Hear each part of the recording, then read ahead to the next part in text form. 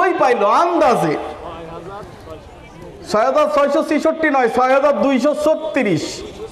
হ্যাঁ, গুনে দেখবেন প্রত্যেকটি সূরার শেষে মার্ক করা আছে না ২৮৬ আয়াত, ৩০ আয়াত, ৩২ আয়াত, ১৮০ আয়াত আছে না? অত গুনার দরকার নাই। প্রত্যেকটি সূরার শেষে গুলায় এই যোগ বিয়োগ যোগ করে দেখবেন যে কয়টা আয়াত আছে। আমার কথা আপনার বিশ্বাস করতে হবে না, গুনে দেখেন। এখানেও জালিয়াতি, মিথ্যা কথা প্রচারিত রয়েছে। তো এই ৬২৩৬টা আয়াতের মধ্যে এই কথা উল্লেখ নাই যে আল্লাহ বলেছেন ১৮,০০০ মাখলুকাত। তো প্রশ্ন আসতে পারে হাতেম দিন পারভেজ, তাহলে আল্লাহর সৃষ্টি কত? পবিত্র কোরআনে কি আল্লাহ বলে নাই? আল্লাহ বলে নাই আল্লাহ কত সৃষ্টি করেছেন? পবিত্র কোরআনে বলে নাই? আবেগে চলো চাচা, কত কোন জায়গায় কইছে? কোন জায়গায় বলছে আল্লাহ কোরআনে? কোন আয়াতে? এই বাচ্চা, হ্যাঁ বলেছে, খালি হুজুরের সাথে বললাম। কোন জায়গায় কইছে? আমরা কোরআন পড়ি না তাই জানি না। আসলে আমরা অভ্যাস হয়ে গেছে, যদি আমরা শিরকের কথা কই তাও কয় হ্যাঁ হুজুর ঠিক, আবার যেটা ঠিক না ওটাও ঠিক। ওই রকম ওয়াজ আমরা করি না। আমরা পবিত্র কোরআন এবং সহিহ হাদিসের দলিল ভিত্তিক আলোচনা করি। আল্লাহ পবিত্র কোরআনে সূরা ইব্রাহিম 14 নম্বর সূরার 36 নম্বর আয়াতে আল্লাহ সুবহানাহু ওয়া তাআলা বলেছেন, 34 নম্বর আয়াতে আল্লাহ বলেছেন, ওয়া ইন তাউদ্দু নি'মাতাল্লাহি লা তুহসুহা। বান্দা ও, সারাটি জীবন যদি তুমি আমার শুকরিয়া, আমার প্রশংসা, আমার সৃষ্টি রাজি গণনা করো, গণনা করে কোনোদিন শেষ করতে পারবে না। সুবহানাল্লাহ। আল্লাহ বলছেন গুণে শেষ করতে পারবে না, মোল্লা বলতেছেন ১৮,০০০ মাখলুকাত। বিজ্ঞান বলছে সমুদ্রের তলদেশে ১,২৪,০০০ জীবজন্তু বসবাস করে। কয়টা? ১,২৪,০০০ প্রকার, এনি কাইন্ড অফ থিংস, আলাদা আলাদা প্রকার। মানে বেল গাছই ১,২৪,০০০ নয়, বরং বেল গাছ, জাম গাছ, আম গাছ অনেক। এর মধ্যে ৫৬,০০০ প্রজাতির মাছই রয়েছে। সুবহানাল্লাহ। সমুদ্রের তলদেশে। উপরে কত আছে? আল্লাহু আকবার। বিজ্ঞান বলছে আমরা জানি না, 2% আবিষ্কার করেছি, তবে সম্ভবত ১৫,০০০ সৃষ্টি রয়েছে। সুবহান, ১৫,০০০ কোটি সৃষ্টি রয়েছে। সুবহানাল্লাহ। ১৫,০০০ কোটি সৃষ্টি রয়েছে। আল্লাহ এই বিজ্ঞানরা ধারণা করছে যে এই পৃথিবীর বুকে ১৫,০০০ কোটি সৃষ্টি। সুবহানাল্লাহ। আর মোল্লা বলছে ১৮,০০০ মাখলুকাত। কই পাইল? পবিত্র কোরআন দ্বারাও প্রমাণ করা যায় না, হাদিস দ্বারাও প্রমাণ করা যায় না, বিজ্ঞান দ্বারাও প্রমাণ করা যায় না। আমার আল্লাহ বলছেন যে আমার সৃষ্টিরাজি গুণে কখনো শেষ করতে পারবে না। আল্লাহ বলেন সূরা কাহাফ ১৮ নম্বর সূরা ১০৯ নম্বর আয়াতে, কুল লাউ কানাল বাহরু মিদাদাল লিকালিমাতি রাব্বি লানাফিদাল বাহরু ক্বাবলা আন তানফাদা কালিমাতু রাব্বি ওয়া লাউ জি'না বিমিথলিহি মাদাদা। বান্দা, হে নবী তুমি বলে দাও, কুল লাউ কানাল বাহরু মিদাদাল লিকালিমাতি রাব্বি, তোমার প্রভুর সৃষ্টিরাজি, তোমার প্রভুর প্রশংসা লেখার জন্য যদি পৃথিবীর যত সমুদ্র আছে এবং পৃথিবীর যত বৃক্ষ আছে, সব বৃক্ষকে যদি কলম বানানো হয়, আর ৭ সমুদ্র সহ আরো যত সমুদ্র আছে সব সমুদ্রকে যদি কালি বানিয়ে দেওয়া হয়, তো আমার পালন কর্তার কথা লিখে শেষ করার নয়। সুবহানাল্লাহ। আল্লাহ বলছেন তুমি আমার প্রশংসা লিখে আমার সৃষ্টিরাজি রেখে কোনোদিন শেষ করতে পারবে না। আর আমি বললাম ১৮,০০০ মাখলুকাত। কথাটি বলে কিনা? এবার বলবেন হুজুর ২ নাম্বার মিথ্যা কথা কি বলে? ২ নাম্বার মিথ্যা কথা বলে ওই নবীর উপর দরুদ পাঠ করুন যেই নবীকে সৃষ্টি না করলে আসমান জমিনের কিছুই সৃষ্টি করতো না। ডাহা মিথ্যা কথা, ডাহা মিথ্যা কথা।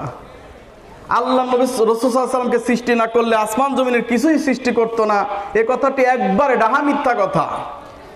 তবে তার সম্মান আছে, আল্লাহ সুবহানাহু ওয়া তাআলা তাকে সৃষ্টি করেছেন, কিন্তু এই কথা আল্লাহ বলেন নাই, তার রাসূলও বলেন নাই। এক জায়গায় মাহফিলে যাওয়ার পরে একজন এই কামিল মাদ্রাসার প্রিন্সিপাল বলতেছে, এই তুমি এমন কথা বললে, এটা কোরআনেই আছে। আমি বললাম দেখান তো কোরআনের কোন আয়াতে আছে? কোরআনের কোন আয়াতে আছে লাউলা খলাকতুল আফলাক, লাউলা লামা খলাকতুল আফলাক, কেন আমি আপনাকে সৃষ্টি না করলে আসমান সৃষ্টি করতাম না কোরআনের কোন আয়াতে আছে? একজন মাদ্রাসার প্রিন্সিপাল যদি এই কথা বলে যে কোরআনে এই কথা আছে, তাহলে দুঃখ রাখি কোথায় বলেন? কোরআনে তো নাই নাই, সহিহ হাদিসেও নাই, একটা জাল বানোয়ার হাদিস আছে। আল্লামা নাসিরউদ্দিন আলমানি ৭,০০০ জাল হাদিস সংকলন করেছেন। তার ৪,০০০ হাদিস পড়ার সৌভাগ্য আমার হয়েছে। প্রথম খণ্ডের ২৫ নম্বর হাদিস এটি যে লাউলা লামা খলাকতুল আফলাক, হে নবী আপনাকে সৃষ্টি না করলে আসমান জমিনে কিছুই সৃষ্টি করতাম না। মিথ্যা কথা। কি হইল? আল্লাহ তাআলা যখন আদমকে নামিয়ে দিলেন, এর প্রথম ঘটনা হচ্ছে যে আদম আলাইহিসসালামকে আল্লাহ তৈরি করে জান্নাতে প্রবেশ করিয়ে দিলেন। তা আদম খালি ঘুরে ঘুরে ঘুরে, কিন্তু একা একা আর ভাল লাগে না। একা একা কেন ভালো লাগে না? তার মানে একটা সঙ্গী লাগবে, তো ভালো লাগে না। হঠাৎ একদিন ঘুমিয়ে গেছে, আল্লাহ সুবহানাহু ওয়া তাআলা তার বাম পাজরের হাড় খুলে নিয়ে হাওয়াকে সৃষ্টি করলেন। কি কাকে সৃষ্টি করলেন? আমাদেরকে আল্লাহ সুবহানাহু ওয়া তাআলা সরাসরি মাটি দিয়ে সৃষ্টি করেছেন, কিন্তু আমার সঙ্গিনীকে সৃষ্টি করেছেন বাম পাজরের হাড় থেকে। সুবহানাল্লাহ। তো হুজুর একটা হাড় খুলে সৃষ্টি করলো, তাহলে যার 4টে বউ তার কি 4টে হাড় খুলছে নাকি? না, একটাই খুলছে, আর সেটা আদম আলাইহিস সালামের খুলেছিলেন, আপনার নয়। তারপরে আপনি আমি পরম্পরা জোড়ায় জোড়ায় আল্লাহ সৃষ্টি করে দিয়েছেন। যার কপালে যতটুকু আছে ও আত্রাই পাবে, কিছুই করার নাই। চাচা কপালে 4টে থাকলে মরার আগে পাইবেন, চিন্তা নেই। আর যদি কপালে না থাকে তো একটা পাওয়াই কঠিন। আদম আলাইহিস সালাম জান্নাতের মধ্যে এভাবে ঘুমিয়ে গেছে। আল্লাহ সুবহানাহু ওয়া তাআলা বাম পাজরের হাড়ি থেকে হাওয়াকে সৃষ্টি করলেন। হাওয়া শব্দের অর্থ জীবন্ত থেকে যাকে তৈরি করা হয়েছে, হাই থেকে যাকে সৃষ্টি করা হয়েছে, এই জন্য তাকে বলে হাওয়া। কথা বুঝতে পারছেন তো? মানে জীবন্ত ব্যক্তি থেকে যাকে সৃষ্টি করা হয়েছে, এই জন্য তাকে বলা হাওয়া। তো এখন এই বাঁকা পাজর, বাম পাজরের বাঁকা হাড্ডি থেকে সৃষ্টি করার কারণে নারীরা একটু তেরা স্বভাবের হয়। রাসূল সাল্লাল্লাহু আলাইহি ওয়াসাল্লাম সহিহ বুখারী হাদিসে বলেছেন নারীরা একটু তেরা, একটু বাঁকা সাইজের হয়, এজন্য তাদের সাথে তুমি ওইভাবে আচরণ করো। তার মানে কি, না মাছ ধরি না পাই না সুই পানি, একটা কথা আছে না, মাছ ধরি না সুই পানি, এরকম অবস্থা। মানে ওদের বেশি বেশি প্রশংসা করতে হবে। কথা বুঝতে পারছেন? ও লবণ যদি কমও দেয় বলবেন যে আরে এত মজা হয়েছে, যদি লবণ আরেকটু বেশি দিত তো আরো মজা হইতো। কথা বুঝতে পারছেন তো? মানে ওকে সবসময় আপনি প্রশংসার মধ্যে রাখেন, দেখবেন ও আপনার জন্য জীবন কোরবান করে দিবে। আর যদি উঠতে বসতে যদি চশমখানার মতো ব্যবহার করেন, ওর মন আপনি কোনোদিন পাবেন না, শুধু দারোগাই হয়ে থাকবেন। যেহেতু তাকে বাঁকা হাড্ডি থেকে সৃষ্টি করা হয়েছে, ওর প্রকৃতিটা বাঁকা। আর নারীর বাঁকামো স্বভাব না থাকলে পুরুষ তাকে ভালোবাসতো না। কথা বুঝতে পারছেন? এক সময় সে অভিমান করে বাঁকা হয়ে থাকবে, পুরুষ যে তাকে আদর করে ভালোবাসবে। এই যে একটা মাঝখানে যে একটা সম্পর্ক, একজন কবি বলেছিল যে স্বামী আর স্ত্রী বানাইছে কোন মিস্ত্রি, সে যে বড় আজব কারিগর, মন রে সে বড় কঠিন কারিগর, কালেমার মন্ত্র দিয়া দুইজনের দেয় বান্ধিয়া, এ বন্ধন ছেড়ে না রে মরণের পর, জান্নাতে থাকবো আমি তুমি নাকি। সুবহানাল্লাহ। জান্নাতে গেলেও সে আমার স্ত্রী। সুবহানাল্লাহ। তো এই বন্ধন ছিন্ন হবার নয়। সুতরাং খুবই সুমধুর একটা সম্পর্ক স্বামী আর স্ত্রী, কিন্তু এই সম্পর্ক টিকায় না রাখতে পারেন, এজন্য শয়তান সবচেয়ে বেশি পরিশ্রম করে স্বামী স্ত্রীর বন্ধন ছিন্ন করার জন্য। আল্লাহর কসম করে বলে পৃথিবীতে এত পরিশ্রম শয়তান করে না যত পরিশ্রম করে আপনারা আপনার বইয়ের মধ্যে মারামারি লাগানোর জন্য। কথা মনে হয় বোঝেন নাই? সহিহ মুসলিমের হাদিস স্পষ্ট, রাসূলুল্লাহ সাল্লাল্লাহু আলাইহি ওয়াসাল্লাম বলছেন এই শয়তান সিংহাসন পারে হচ্ছে সমুদ্রের উপর। এরপরে তার ছেলাপেলাদেরকে বিকালবেলা ডাক দিয়ে বলে, এই তুমি এই কাজটা করেছো? হ্যাঁ এই কাজটা করেছো। কি করেছো? বলো যে একটা মিষ্টি নিয়ে ওই দোকানের পরে কি করছি, একটা দোকানের সাথে লাগাই দিছি। লাগাই দেওয়ার পরে এখানকার এক কুকুর এসে এক পিঁপড়া ধরেছে, তারপরে কুকুর খেয়েছে, আর এই কুকুর খাওয়ার কারণে মারামারি লাগছে, মানুষ মরে গেছে, মানে দুই পক্ষের গেলজামই মারা গেছে। ইবলিস, মিস্টার ইবলিস কয় না তুমি তেমন কোনো কাজ করো নাই। আর এক ব্যক্তি বলতেছে যে ইবলিস আমি একটা ভালো কাজ করছি। কি কাজ? কাজটা হচ্ছে এই স্বামী স্ত্রীর মধ্যে ঝগড়া লাগিয়ে দিয়ে এমন কাজ করছি শেষ পর্যন্ত তালাক তালাক তালাক, তোর গোষ্ঠী শুদ্ধা তালাক। কয় না? নাউযুবিল্লাহি মিন যালিক।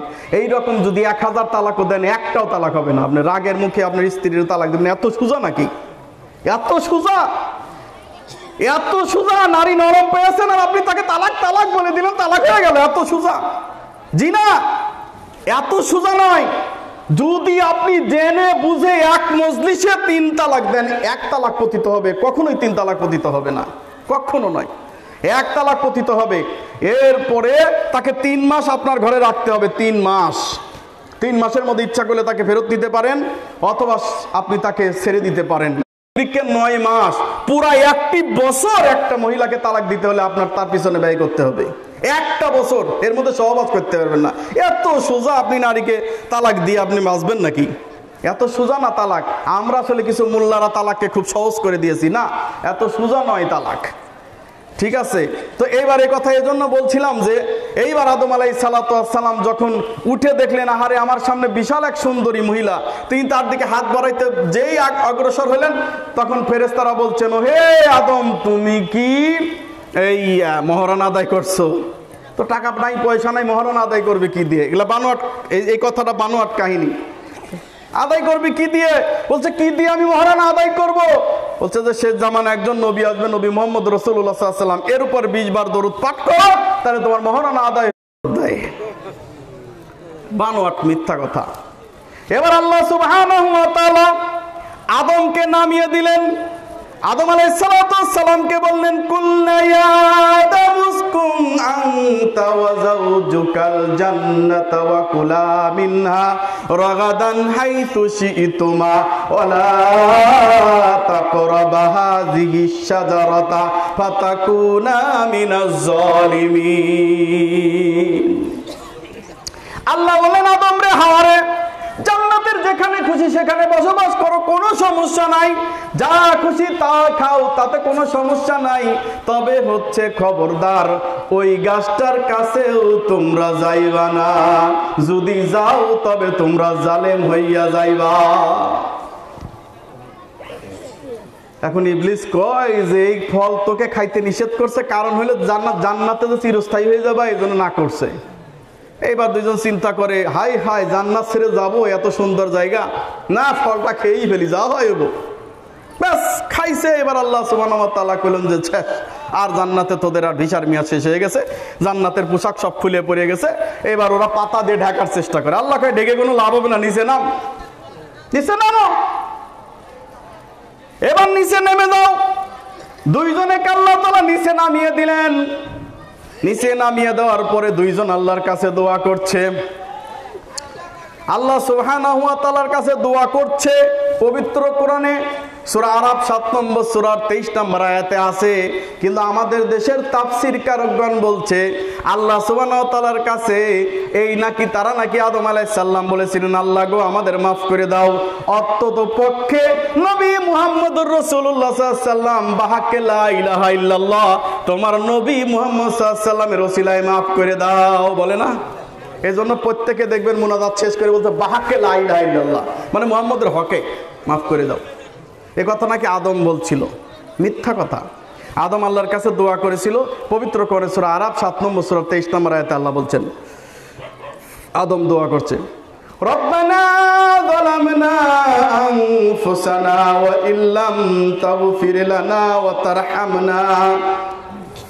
তারহামনা লানাকুনান্না মিনাল খাসিরিন। রব্বানা যালামনা আনফুসানা ওয়া ইল্লাম তাগফির লানা, প্রতিপালক পালনকর্তা পরওয়ারদিগার, আমরা আমাদের প্রতি অনেক বড় জুলুম করে ফেলেছি, অনেক বড় অন্যায় করে ফেলেছি, অনেক বড় অত্যাচার করে ফেলেছি গো আল্লাহ। তুমি যদি আমাদেরকে মাফ না করো, দয়া করে মায়া করে যদি আমাদেরকে ক্ষমা না করে দাও, রহম না করো, তাহলে আমরা ক্ষতিগ্রস্তদের অন্তর্ভুক্ত হয়ে যাব। আল্লাহর কাছে তারা ক্ষমা চেয়েছিল, অথচ বানোয়াট কাহিনী কি বলা হয়, মুহাম্মদ সাল্লাল্লাহু আলাইহি ওয়াসাল্লামকে নাকি তারা হক জেনে আল্লাহর কাছে প্রার্থনা করেছিল। আদম আলাইহিস সালাতু ওয়াস সালাম আল্লাহর কাছে বলছেন, আল্লাহ ওই যে তোমার আরশের পায়া লেখা দেখতে পেলাম যে লা ইলাহা ইল্লাল্লাহ মুহাম্মদুর রাসূলুল্লাহ, তুমি তার গুণে আমাকে মাফ করে দাও। আল্লাহ বলেন, আদম তুমি ঠিকই বলেছো, লাউলা লামা খালাকতুল আফলাক, আমি যদি নবী মুহাম্মদকে সৃষ্টি না করতাম তাহলে আমি তোমাকে আদম সৃষ্টি করতাম না, দুনিয়ায় কিছুই সৃষ্টি করতাম না। ডাহা, মিথ্যা কথা। আবার কয় মুহাম্মদ নাকি প্রথম সৃষ্টি সাল্লাল্লাহু আলাইহি সাল্লাম, মুহাম্মদ সাল্লাল্লাহু আলাইহি সাল্লামকে নাকি আল্লাহ প্রথম সৃষ্টি করেছেন। এ কথা কি সত্য? প্রথম কি সৃষ্টি করেছেন তাইলে? হ্যাঁ, আদম। এক ভাই সঠিক কথা বলেছে, জি কলম। রাসূলুল্লাহ সাল্লাল্লাহু আলাইহি সাল্লাম বলছেন, তিরমিজি মিশকাতের 96 নম্বর হাদিস, রাসূলুল্লাহ আন উবাদা বিন সামিত রাদিয়াল্লাহু তাআলা আনহু قال قال رسول الله صلى الله عليه وسلم আউয়ালা খালাকাল্লাহুল কলাম, আউয়ালু খালাকাল্লাহুল কলাম। আল্লাহ সুবহানাহু ওয়া তাআলা সর্বপ্রথম কলম সৃষ্টি করেছেন। আল্লাহ কলমকে বললেন কলম উক্তুব, তুমি লেখো। কলম বলল মাকতুব, আল্লাহ কি লিখবো? আল্লাহ বললেন তুমি ভাগ্য লেখো। আল্লাহ বললেন ভাগ্য লেখো। সহিহ মুসলিমের 4946 নম্বর হাদিস, মিশকাতের 179 নম্বর হাদিস, রাসূলুল্লাহ সাল্লাল্লাহু আলাইহি সাল্লাম বলছেন, পৃথিবী সৃষ্টির বি50 আলফ সানা, পৃথিবী সৃষ্টির 50,000 বছর পূর্বে মানুষের তকদির লিপিবদ্ধ হয়ে গেছে। নতুন করে আর কোন তকদির লিপিবদ্ধ হবে দন্তের নয়কারে না, কলমকে শুকিয়ে দেওয়া হয়েছে, ওই কলম আর কোনোদিন লিখবে না। সাহাবীগণ বলেন, ইয়া রাসূলুল্লাহ, ইয়া হাবিবাল্লাহ, যদি তাই হয়, ভাগ্য যদি সবকিছু লিপিবদ্ধ করে দেওয়া হয়, আল্লাহ রাসূলুল্লাহ সাল্লাল্লাহু আলাইহি সাল্লাম বলছেন, ও আমার সাহাবীরা রে, শুধু ভাগ্য লিপিবদ্ধ করেই দেওয়া হয় নাই, বরং তুমি দুনিয়াতে হতভাগা হবে নাকি তুমি সুখী মানুষ হবে, তুমি কি জান্নাতি হবে নাকি জাহান্নামী হবে, সব কিছু লিপিবদ্ধ করে দেওয়া হয়েছে। সাহাবীগণ বলেন, ইয়া রাসূলুল্লাহ, যদি সব কিছু লিপিবদ্ধ করে দেওয়া হয়, তাহলে আমল করব কি লিগা? আমল করে লাভ কি?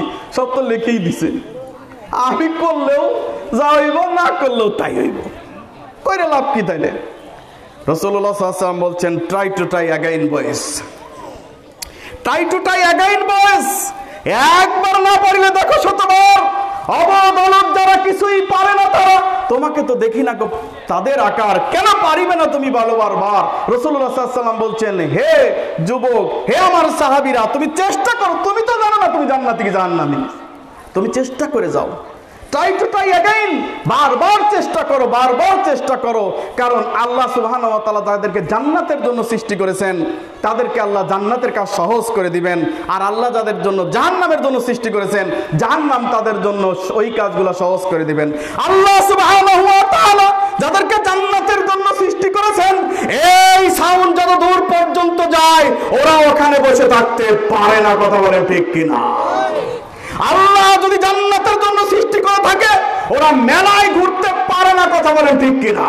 আল্লাহ যদি ওদের জান্নাতের জন্য সৃষ্টি করে থাকে, ওরা এই মাইকের সাউন্ড যত দূর পর্যন্ত যাচ্ছে, ওদের ঈমানের প্রতি দাবি রেখে বললাম, অবশ্যই এখানে বসে যেতে হবে, যদি আল্লাহ তাদের জান্নাতের জন্য সৃষ্টি করে থাকেন। তবে নিউজ আছে, সবাইকে আল্লাহ জান্নাত দেবেন না, দেবেন না। পবিত্র কোরআনে সূরা আরাফ 7 নম্বর সূরা 179 নম্বর আয়াতে আল্লাহ বলছেন, ওয়ালাকাদ জারা'না লিজাহান্নামা কাসীরাম মিনাল জিন্নি ওয়াল ইনসি লাহুম কুলুবুন লা ইয়াফকাহুনা বিহা ওয়া লাহুম আ'য়ুনুন লা ইউবসিরুনা বিহা ওয়া লাহুম আযানুন লা ইয়াসমা'উনা বিহা الأنعام بل هم أضل أولئك هم الغافلون سبحان الله। আল্লাহ বলেন, আমি বেশিরভাগ মানুষ, বেশিরভাগ জিনকে জাহান্নামে দেব বলেই আমি আল্লাহ সৃষ্টি করেছি। বেশিরভাগ মানুষ আর বেশিরভাগ জিনদেরকে আমি জাহান্নামে দেব বলেই সৃষ্টি করেছি, কারণ তাদের মধ্যে 3টা গুণ আছে। কয়টা গুণ? 3টা গুণের কারণে জাহান্নাম, কিন্তু 3টা গুণ। 1 নাম্বার গুণ, লাহুম কুলুবুন লা ইয়াফকাহুনা বিহা, অন্তর আছে কিন্তু সেই অন্তর দিয়ে চিন্তা ভাবনা করে না। ওয়ালাহুম আ'য়ুনুন লা ইউবসিরুনা বিহা, চোখ আছে, চোখ দিয়ে দেখে না, দেখার ভান করে কিন্তু দেখে না। ওয়ালাহুম আযানুন লা ইয়াসমাউনা বিহা, কান আছে কিন্তু সেই কান দিয়ে শোনে না। আল্লাহ বলেন, উলাইকা কাল আনআম, ওরা চতুষ্পদ জন্তুর মতো। আল্লাহ বলছেন না, ব্রেক মারছেন, বালহুম আদল না, চতুর পর্যন্ত শুকুর, কুত্তা, বিড়াল মানুষের মতো এত খারাপ না, বরং তার চেয়ে মানুষ নিকৃষ্ট। আল্লাহ এদেরকে হিরো থেকে পায়খানের ওই কীট থেকে নরম তোমার চাইতো কিছু মানুষকে খারাপ বানিয়েছেন। কথা বলে ঠিক কিনা? কি ভাই, মানুষ যে শুয়োরের চেয়ে খারাপ, কুকুরের চেয়ে খারাপ, এর প্রমাণ দেব? রাগ করবেন না তো আবার? চাচা কই হওয়া রাগ করবো? এই যে দেখেন না, আমি তেমন কিছু বলবো না, আপনাদের লাগবে, অন্য কারো লাগবে না, ঠিক আছে? বিষয়টা হলো আপনাদের কিছুদূর পরেই তো রংপুর, তাই না? বগুড়া, তারপরে গাইবান্ধা, তারপরে আইরেবান্ধা, তারপরে বগুড়া, নাকি? এ রংপুর, আইরেবান্ধাও আছে নাকি? আচ্ছা, কয় না হুজুর গাইবান্ধা আর আইরে ছেড়ে দেওয়া না, এখন গাই ছেড়ে দেওয়া, আইরে বান্দা, তাই না? আউযুবিল্লাহি মিনাশ শাইতানির রাজিম। এই রংপুরে সেই 2-3 বছর আগে এক মাহফিলে গেছিলাম, হরতালের মধ্যে। যাওয়ার পরে গাড়ি পাই নাই, ট্রেন থেকে নেমে একটা অটোতে উঠলাম, 30 কিলো রাস্তা যাইতে হবে। তো রাস্তার দুই পাশে দেখলাম বাঁধাকপির গাছ। বাঁধাকপি চেনেন না? বাঁধাকপির গাছ। তো আমি বললাম যে রাস্তার দুই পাশে এত বাঁধাকপির গাছ, কিন্তু ঘিরা দেওয়া নাই কেন? ঘিরা বোঝেন তো, ওই চারদিক দিয়ে বেড়া দেয়, হ্যাঁ, এই বেড়া দেওয়া নাই। আমার মাথায় তো খুব মাথা নষ্ট হয়ে গেল, বাঁধাকপির গাছে আপনারা কি বেড়া দেন না? ও তো ছাগল খাইয়ে ফেলবে, তাই না? তো আমি চিন্তা করলাম বেড়া দেওয়া নাই কেন। তো আমি এক ভাইকে জিজ্ঞাসা করলাম, ভাইজান এই এত বাঁধাকপির গাছ, এই গাছের মধ্যে বেড়া দেওয়া নাই কেন? বলছে হুজুর ওইটা বাঁধাকপি গাছ নয়, ওটা তামাক গাছ, ওটা শুয়ারেও খায় না। ওটা কে খায় না? শুয়ারেও খায় না। আমি বললাম আল্লাহ, যা খায় না শুয়ারে তা আমার হুজুরে তো মসজিদের মধ্যে বসে আছে না? নাই? শুয়ার কুত্তায় ওই তামাক গাছে মুখ দেয় না, অথচ এত সুন্দর মানুষগুলা এইটা বন্ধুকে ইনভাইট করে খাওয়ায়। তামাক, জর্দা, গুল, বিড়ি, সিগারেট আছে না নাই? আল্লাহর কসম, এই পবিত্র কোরআন দিয়ে যদি প্রমাণ করে যেতে না পারি, এই বিড়ি, তামাক, জর্দা, গুল, ইয়াবের সম্পূর্ণ হারাম হারাম হারাম, জাতির সামনে কোনদিন বক্তব্য দেবো না। 100% হারাম, 100% হারাম। আপনার ইবাদত কবুল হবে না এগুলা খাইলে। হুজুর পবিত্র কোরআন থেকে প্রমাণ দেন। পবিত্র কোরআনে সূরা আরাফ 7 নম্বর সূরার 157 নম্বর আয়াত। কয় নাম্বার? 157 নম্বর আয়াতে আল্লাহ বলছেন, খুব মনোযোগ লাগিয়ে শুনবেন, ফাস্তামিউ লাহু, কান লাগিয়ে শুনেন। আল্লাহ বলছেন, ইউহিল্লু লাহুমুত তাইয়্যিবাত ওয়া ইউহাররিমু আলাইহিমুল খাবাইস। আমি তোমাদের জন্য পবিত্র বস্তু হালাল করিয়াছি, অপবিত্র বস্তু আমি আল্লাহ হারাম করিয়াছি। পবিত্র বস্তু আল্লাহ হালাল করিয়াছেন, অপবিত্র বস্তু আল্লাহ হারাম করিয়াছেন। এক পাগল আপনাদের এলাকায় পাগল নাই? পাগলকে জিজ্ঞাসা করেন যে পাগল, এই যে বিড়ি যে তুই খাস, এই যে জর্দা যে তুই খাস, এই যে গুল যে তুই খাস, এটা পবিত্র না অপবিত্র? পাগল কি বলবে? পাগল কি বলবে? কি বলবে? বলবে যে অপবিত্র। আমি খাই, এখন খেয়ে নেশা করে ফেলছি, আর কি করবো, এটা অপবিত্র বস্তু। কোন স্বাভাবিক জ্ঞানের মানুষ তো দূরে থাক, এক পাগলে বলবে না এটা পবিত্র। অপবিত্র খাইয়ে যে মুখে গন্ধ কয়। তাহলে পবিত্র কোরআন দ্বারা প্রমাণিত এটা অপবিত্র বস্তু আল্লাহ কি করেছেন? হারাম করেছেন। এবার আসুন, রাসূলুল্লাহ সাল্লাল্লাহু আলাইহি ওয়াসাল্লাম বলেছেন, আহমদ মিশকাতের 3638 নম্বর হাদিস, রাসূলুল্লাহ সাল্লাল্লাহু আলাইহি ওয়াসাল্লাম বলেন, মা আসকারা কাতিরুহু ফাকালিলুহু হারামুন। যার বেশি খাইলে মাদকতা আসে, তার কম খাওয়াও হারাম। কথা বোঝেন নাই? ও চাচা, চাচা 5 কোটা জর্দা যদি একসাথে আপনারা দেওয়া যায়, খাইতে পারবেন? একবারে খাইতে পারবেন? চাচা খাই পারবো আমি তো। আচ্ছা, তাহলে 5 কোটা জর্দা যদি কাউকে একসাথে দেওয়া যায়, খাইতে পারবে? পারবে না, টাল হয়ে পড়ে যাবে। তার মানে কি? ওটা নেশা। যেহেতু আল্লাহ রাসূলুল্লাহ সাল্লাল্লাহু আলাইহি ওয়াসাল্লাম বলছেন, যার বেশি খাইলে মাদকতা আসে, তার কম পরিমাণও কি? হারাম। পায়খানা এত খাওয়া কি? হারাম। এতটুক খাওয়া, সেটাও হারাম। কাঠি দিয়ে একটু খাইলেও হারাম হবে, বেশি খাইলেও হারাম হবে। কথা বুঝতে পারছেন তো? এখন এই যুবক কেউ আছে না সিগারেট খায়? আছে কেউ এমন? নাই, সব এখন জিবরিল হয়ে গেছে, কেউ খায় না, কেউ খায় না, এখন সবাই ভালো। আচ্ছা যুবক, তোমাকে যদি 5 প্যাকেট সিগারেট একসাথে দেওয়া হয়, খাইতে পারবে? পারবে না। অথচ এই কারণে রাসূলুল্লাহ সাল্লাল্লাহু আলাইহি ওয়াসাল্লাম 1400 বছর আগে বলে কি বলেছেন? মা আসকারা কাসিরহু ফাকলিলু হারামুন কুল্লু মুসকিরিন হারামুন। যাই নেশা আসক্ত করে, যাই মানুষকে নেশা নাই, তাই হচ্ছে অপবিত্র। আপনি যদি বলেন ইয়াবা কি, ও বলবে হারাম। যদি বলেন ফেন্সিডিল কি, বলবে হারাম। যদি বলেন হিরোইন কি, হারাম। কিন্তু যদি বলেন যে বিড়ি কি, যদি বলেন জর্দা কি, তখন বলেন না মাখরুম। তার মানে হুজুর যে খায়, হুজুর যে খায়। এই জন্যে হুজুর এবার বলবে যে এই যে জর্দা যে হারাম, পবিত্র কোরআনে জর্দা দেওয়া হাক দেখাও, মানে জর্দা লেখা আছে দেখান লাগবে। কিন্তু কোনো সময় জিজ্ঞাসা করে না হিরোইন লেখা আছে না দেখান লাগবে। রাসূলুল্লাহ সাল্লাল্লাহু আলাইহি ওয়াসাল্লাম বলেন নেশার বস্তু সবই হারাম।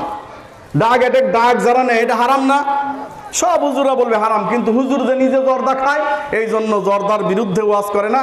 আর জানে ও হুজুর আরেকটু জ্ঞান আছে, তো বিড়ির মধ্যে সেম তামাকি ঢুকায়, অতএব বিড়িকেও না করা যাবে না, তো হুজুর জর্দাও খাইতে পারবে না।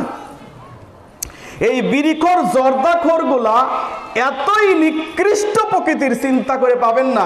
একজন মদখোরের চাইতে একজন বিড়িখোর খুব খারাপ। কেন জানেন? মদখোর ঘরের মধ্যে বসে খায়, ও নিজের ক্ষতি করে, অন্যের ক্ষতি করে না। আমি বলছি না যে মদ হালাল, নাউজুবিল্লাহ, ওটাও হারাম, ওটাও নেশা, এটাও নেশা। কিন্তু বিড়ির নেশা, মরণ নেশা, এই নেশা তার সন্তানকে কষ্ট দিচ্ছে, তার অবলা স্ত্রী বলতে পারছে না কিছু, তাকে কষ্ট দিচ্ছে, তার পোশাক আশাক সব কিছু বিষ, ও ধীরে ধীরে বিষ সেবন করতেছে, ও একটু বুঝতে পারতেছে না, ও খুব মজা করে খাচ্ছে।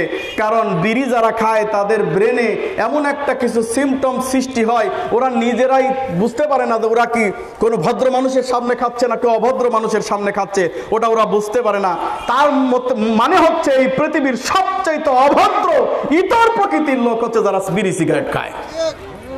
রাসূলুল্লাহ সাল্লাল্লাহু আলাইহি ওয়াসাল্লাম বলেন ইয়াশরাবান্না নাসু মিন উম্মাতিল খামরি ইউসাম্মুনাহা বিগাইরি ইসমিহা। আমার উম্মত এবং জনাব মোহাম্মদ আব্দুল মতিন স্যার আমাদের মধ্যে উপস্থিত হয়েছে। উপজেলা চেয়ারম্যান আসছিল, সাইদুল ভাই আসছিল, সবার সাথে দেখা করে চলে গেছে। না হুজুর করে ব্যাগা অজের মানে সমস্যা হবে দেখে আসছি। আমি আছি শেষ করে দিয়া দুজনের নামটা বলে হুজুরের কাজ করা ওনারা আসছিল সব। ইতিমধ্যে আমাদের বিশেষ অতিথিবৃন্দ জনাব মোহাম্মদ খলিলুর রহমান, তিনি আমাদের ওয়াজ মাহফিলে উপস্থিত হয়েছেন। জনাব মোহাম্মদ আলী আসলাম, সাধারণ সম্পাদক গাজীপুর উপজেলা আওয়ামী যুবলীগ, তিনিও আমাদের সামনে উপস্থিত হয়েছেন। জনাব মোহাম্মদ আব্দুল মতিন মাস্টার সাহেব, সাধারণ সম্পাদক গাজীপুর ইউনিয়ন আওয়ামী যুবলীগ তিনি আমাদের মধ্যে উপস্থিত হয়েছেন। আরো আমাদের সামনে উপস্থিত হয়েছেন সাধারণ সম্পাদক গাজীপুর উপজেলা আওয়ামী লীগ। একটু চা দিতে বলেন তো। হ্যাঁ, আলহামদুলিল্লাহ। তো বলছিলাম ইয়াশরাবান্না নাসু মিন উম্মাতিল খামরি ইউসাম্মুনাহা বিগাইরি ইসমিহা। আমার উম্মত এই কিয়ামতের আগে নেশার নাম পাল্টে খাবেন। কি নাম দিবে? টাইগার। কি নাম দেবে? স্পিড। কি নাম দেবে? বুলডোজার।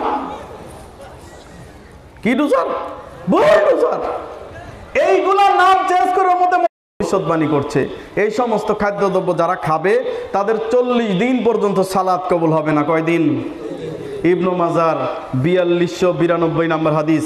রাসূলুল্লাহ সাল্লাল্লাহু আলাইহি সাল্লাম বলছেন, কেউ যদি একবার বিড়ি খায়, কয়বার? কেউ যদি একবার জর্দা খায়, কয়বার?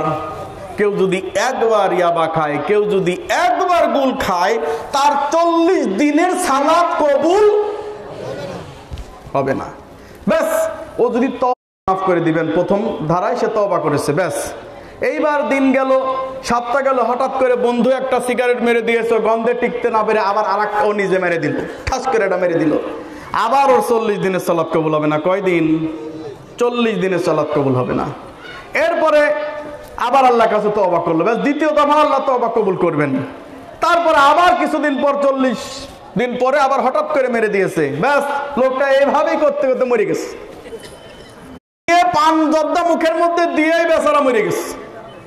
আছে না বিড়ি খেয়ে শয়, অনেকে ঘুমায়, ব্যাস সকালবেলা উঠে ওকে এবার গোসল দিচ্ছে। তো গোসল দিচ্ছে, সব জায়গায় পানি দেয়, মুখের মধ্যে কিন্তু দেয় না। দেয় দেয় ও যখন এই অবস্থায় কবরের মধ্যে যে শুবে, শোয়ার সময় মন কান নকির এসে তখন বলে, মান রব্বুকা, তোমার রবকে, মান দিনুকা, তোমার দিন কি, মান নবিউকা, তোমার নবীকে, মান হাদার রজুল আল্লাযী বুইসা ফীকুম, এই লোকটা কে যাকে তোমার কাছে পাঠানো হয়েছিল। লোকটা যেই উত্তর দিতে যাবে, ভাগ করে হাকিমপুরে জর্দা। ও থাপড়ায় ফেরেশতাকে বলে, তুই হাকিমপুরি জর্দা খেয়ে কবরে আইছো। ফেরেশতারা গন্ধ সহ্য করতে পারে? পারে না। নাউযুবিল্লাহি মিন যালিক। সাবধান। এই অবস্থায় মরে যাওয়ার পরে রাসূলুল্লাহ সাল্লাল্লাহু আলাইহি ওয়াসাল্লাম বলছেন ও জাহান্নামে যাবে। জাহান্নামে যাবার পরে ওকে ভিআইপি খাবার খাওয়ানো হবে। কি ভিআইপি খাবার? জাহান্নামীদের রক্ত পুজ মিশ্রিত হয়ে সুপারিও খাওয়া যাবে না। চুন, চুন মানে কি? মাটি, মানে সাইটিক মাটি। কি মাটি? যেই মাটির পর মাটি দিলে, এই একটা পানির মধ্যে দিলে, চুন দিলে দেখবেন সাদা হয়ে যায় না পানি। তার মানে কি? আপনার এই নারী বুড়িটাকে ছিদ্র করে ফেলছেন। ভাই পান খাবেন, বিড়ি খাবেন আপনার টাকা দিয়ে, আমার পকেটে 2 টাকা আসবে? 1 পয়সাও আসবে না। সুতরাং আপনি বাদ দেন, প্রতি মাসে কমপক্ষে 500 থেকে 600 টাকা আপনার বেঁচে যাবে। এই টাকা দিয়ে দুধ কিনে খান, এই টাকা দিয়ে মধু কিনে খান, এই টাকা দিয়ে আপনি ভালো ভালো জিনিস কিনে খান, কোনো সমস্যা নাই। কিন্তু এইগুলা খাবেন না, শুধুমাত্র পান খেতে পারেন, মানে তার সাথে কিছু দিয়ে নয়, তাহলে এই পান আপনার জন্য খুব উপকার, কোনো সমস্যা নেই। কিন্তু জর্দা, তারপরে এর সাথে চুন, এর সাথে সুপারি এগুলাম দিয়ে মিশিয়ে খাওয়া যাবে না। আপনার ক্ষতি হোক, এটা আমরা চাই না। কথা বুঝতে পারছেন? কোত্থেকে কোথায় চলে গেলাম।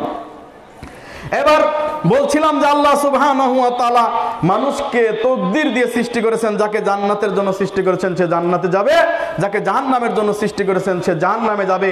তবে আমরা জানি না আল্লাহ তাআলা আমাদেরকে কি জন্য সৃষ্টি করেছেন। রাসূলুল্লাহ সাল্লাল্লাহু আলাইহি ওয়াসাল্লাম বলছেন, কেউ যদি দোয়া করে আল্লাহ সুবহানাহু ওয়া তাআলা তার খারাপ ভাগ্য ভালো করে, মন্দ ভাগ্যকে ভালো করে দিতে করে দেন। কিন্তু আমাদের দেশে ভাগ্য নিয়ে 3 শ্রেণীর লোকের আবির্ভাব আছে। এক শ্রেণীর লোক গানে গানে বলতেছে, ছায়াবাজি পুতুল রূপে বানাইয়া মানুষ, যেমনে নাচো তেমনে নাচি, আমাদের কি দোষ? হ্যাঁ, আমাদের দোষ আছে নাকি? আল্লাহ তুমি মানুষ পানায় দুনিয়ায় পাঠাইছো, তুমি এখন এই সুতার কাটিতে যেভাবে নাড়াচ্ছ আমরা ওইভাবে নড়তেছি, আমাদের দোষ আছে নাকি? তুমি মারো, তুমি কাটো, তুমি মারো। এরাই হচ্ছে সঠিক দল, যারা ভাগ্য নিয়ে বাড়াবাড়ি করে না, বরং আল্লাহ সুবহানাহু ওয়া তাআলা যে চেষ্টা করার পরে যেই তকদির নির্ধারিত রয়েছে নিজের জন্য সেটা মেনে নেয়, যেটা আমার তকদিরে আছে এটা হয়ে গেছে। কথা বুঝতে পারছেন তো? তো এখন বলতেছে মুহাম্মদ সাল্লাল্লাহু আলাইহি ওয়াসাল্লাম নাকি প্রথম সৃষ্টি এবং তাকে নূর দিয়ে সৃষ্টি করেছে, এবং মুহাম্মদ সাল্লাল্লাহু আলাইহি ওয়াসাল্লামের নূর দিয়ে নাকি সারা পৃথিবী পুরা জাহান তৈরি করেছে। কথাটা বলে না? তাহলে মুহাম্মদ সাল্লাল্লাহু আলাইহি ওয়াসাল্লামের নূর দিয়ে যদি সব কিছু সৃষ্টি করে থাকে, তাহলে একটা কথা ভালো, সব নূরের সৃষ্টি। মুহাম্মদ সাল্লাল্লাহু আলাইহি ওয়াসাল্লাম নূরের তৈরি, আমরাও নূরের তৈরি। নাউযুবিল্লাহি মিন যালিক। আসলে মুহাম্মদ সাল্লাল্লাহু আলাইহি ওয়াসাল্লাম নূরের তৈরি নয়, কিসের তৈরি?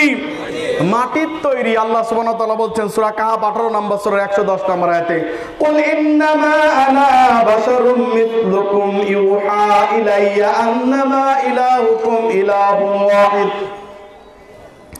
নবী তুমি বলে দাও, আমি তোমাদের মতোই একজন মানুষ, পার্থক্য আছে, আমার কাছে ওহী আসে, তোমাদের কাছে একজন বিবি রাখা আমার জন্য বৈধ করা হয়েছিল, তোমাদের জন্য করা হয় নাই। পার্থক্য আছে, আমি মানুষ তবে মহামানুষ। পার্থক্য আছে, আমি 7টা আসমান ভেদ করে সিদরাতুল মুনতাহা মিরাজে গিয়েছিলাম, তোমরা যেতে পারো নাই, কখনো পারবেও না। পার্থক্য আছে, আল্লাহ সুবহানাহু ওয়া তাআলা আমার জন্য কিছু কিছু কাজ বৈধ করেছেন, এটা তোমাদের জন্য করে নাই। এতটুকু পার্থক্য ছাড়া আর কোনো পার্থক্য নাই। তোমরাও যেমন মায়ের গর্ভ থেকে এসেছো, আমিও তেমন মায়ের গর্ভ থেকে এসেছি। তবে আমি মহামানুষ, আমি মানুষ, তবে আল্লাহ সুবহানাহু ওয়া তাআলা আমাকে নবী করে পাঠিয়েছেন, আমার কাছে ওহী আসে, তোমাদের কাছে আসে না। তিনি মানুষ, তবে মহা মানুষ, এটা বুঝতে হবে। এইবার শোনেন, সহিহ বুখারী আজিজুল্লাহ নদীতে 1 থেকে 10 খণ্ড 360 নম্বর হাদিসে উল্লেখ রয়েছে, রাসূলুল্লাহ সাল্লাল্লাহু আলাইহি ওয়াসাল্লাম একদিনকে এই নূর সম্পর্কে আলোচনা করতে গেলে আমার 1 ঘন্টা সময় লাগবে, ওইদিকে যাব না, শুধু একটা হাদিস অনুবাদ করে আপনাদের শোনাই। এই সহিহ বুখারীর হাদিসটাতে 4 রাকাত, এই 4 রাকাতের জায়গায় 2 রাকাত করে বসে গেল। 4 রাকাতের জায়গায় 2 রাকাত পড়ে বসে গেল। কেউ সাহস পাচ্ছে না, কারণ রাসূলুল্লাহ সাল্লাল্লাহু আলাইহি ওয়াসাল্লামের চেহারাটা রাগান্বিত অবস্থায় রয়েছে। তার গালের ভিতরে মনে হচ্ছে যে আনারের রস চেপিয়ে দিয়েছে, কেউ লাল হয়ে গেছে এদিকে। কেউ বলে সাহস পাচ্ছে না যে রাসূলুল্লাহ সাল্লাল্লাহু আলাইহি ওয়াসাল্লাম আপনি 4 রাকাতের জায়গায় 2 রাকাত পড়লেন কেন, এ কথা বলার কেউ সাহস পাচ্ছে না। কিন্তু যে প্রথম কথা বলে উঠলো সে ছিল যুলাইদাইন, যার হাতটা 2টা লম্বা ছিল। বললো, ইয়া রাসূলুল্লাহ সাল্লাল্লাহু আলাইহি ওয়াসাল্লাম, সালাত কি সংক্ষিপ্ত করা হয়েছে না আপনি ভুলে গেছেন? রাসূলুল্লাহ সাল্লাল্লাহু আলাইহি ওয়াসাল্লাম তার দিকে তাকিয়ে বলছেন, কি বলো তুমি, সালাত সংক্ষিপ্ত করা হয়নি? আর আমি ভুলেও যাই নাই। মানে রাসূলুল্লাহ সাল্লাল্লাহু আলাইহি ওয়াসাল্লাম ভুলে গেছেন, তাও ভুলে গেছেন, মনেই নাই। এমন হয় না সালাতের মধ্যে আমাদের সূরা নাজম 53 নম্বর সূরা 3 এবং 4 নম্বর আয়াতে, ওয়ামা ইয়ানতিকু আনিল হাওয়া ইন হুয়া ইল্লা ওয়াহয়ু ইউহা, ওয়ামা ইয়ানতিকু আনিল হাওয়া, আমার নবী যা কিছু বলেন তা আমার পক্ষ থেকে ওহী ছাড়া আর কিছু নয়। আচ্ছা, নবী যদি ইচ্ছা করে কোনো কথা শরীয়ত বলে চালায় দিত তাহলে কি হতো? আল্লাহ বলছেন হাক্কা সূরা 69 নম্বর সূরা 42 থেকে 44 আয়াতে, আল্লাহ বলেন, আলাউ তাকাওয়ালা আলাইনা বা'দাল আকাইল লা আখাযনা মিনহু বিল ইয়ামিন সুম্মা লা কাতানা মিনহু। নামে শরীয়ত বানায় আমার নামে যদি চালিয়ে দেওয়ার চেষ্টা করত, প্রয়াস পেত, আমি তার ডান হাত ধরে ফেলতাম এবং তার গলা কেটে দিতাম, তোমরা কেউ তাকে রক্ষা করতে পারতে না। সুবহানাল্লাহ। তাহলে বোঝা গেল রাসূল সাল্লাল্লাহু আলাইহি ওয়াসাল্লাম নিজের পক্ষ থেকে কোনো কিছু বলেন না, বরং একমাত্র আল্লাহ সুবহানাহু ওয়া তাআলার পক্ষ থেকে যে ওহী হন সেটাই বলেন। সুবহানাল্লাহ। এইবার রাসূলুল্লাহ সাল্লাল্লাহু আলাইহি ওয়াসাল্লাম বললেন, সাহাবী ওই যুলাইদাইন কি ঠিক বলেছে নাকি? রাসূলুল্লাহ সাল্লাল্লাহু আলাইহি ওয়াসাল্লামকে সাহাবীরা বলেন, হে ইয়া রাসূলুল্লাহ, আপনি 2 রাকাত পড়েছেন, 4 রাকাত নামাজ। রাসূলুল্লাহ সাল্লাল্লাহু আলাইহি ওয়াসাল্লাম কোনো কথা না বলে পা মুড়িয়ে তিনি দাঁড়িয়ে গেলেন, 2 রাকাত সালাত আদায় করে সওজদা দিলেন। বিশারদ যারা রয়েছে হুজুর মৌলানা সাহেব, তারা নিচ থেকে বিধান দিয়ে দিল, ডাইন দিকে একটা সালাম মারি দে। তার মানে ও বুঝাতে চাচ্ছে যদি ভুল না হয় তাহলে ডাইন দিকে একটা সালাম দিয়ে ভুল করে নিলাম। এতই সোজা। সওজদার 2টা পদ্ধতি, মনোযোগ দিয়ে শুনবেন। মনে করেন সালাতের ভিতরে আপনি 1 রাকাত নামাজ কম পড়েছেন এবং আপনি নিজে ঠিক পেয়েছেন, বা মুক্তাদি কি করেছে, লুকমা দিয়েছে, 1 রাকাত আপনি কম পড়েছেন, তো কি করবেন? 1 রাকাত সালাম ফিরানোর আগে ওই 1 রাকাত কি করবেন, পড়ে নিবেন। পরে এরপরে আপনি অতিরিক্ত 2টা সেজদা করবেন সালাম দেওয়ার আগে। কথা বুঝতে পারতেছেন আমার কথা? বুঝার তো কথা, আমি তো পাবনার লোক, সিরাজগঞ্জ আর পাবনা আগে একটাই জেলা ছিল, তাই না? এখন থাকি গাজীপুরে 21 বছর। তো তাহলে কি করবেন, সালাম ফিরার আগেই 2টা অতিরিক্ত সেজদা করবেন, 2টা অতিরিক্ত সেজদা করবেন, করে এরপরে 2 দিকে সালাম ফিরাবেন।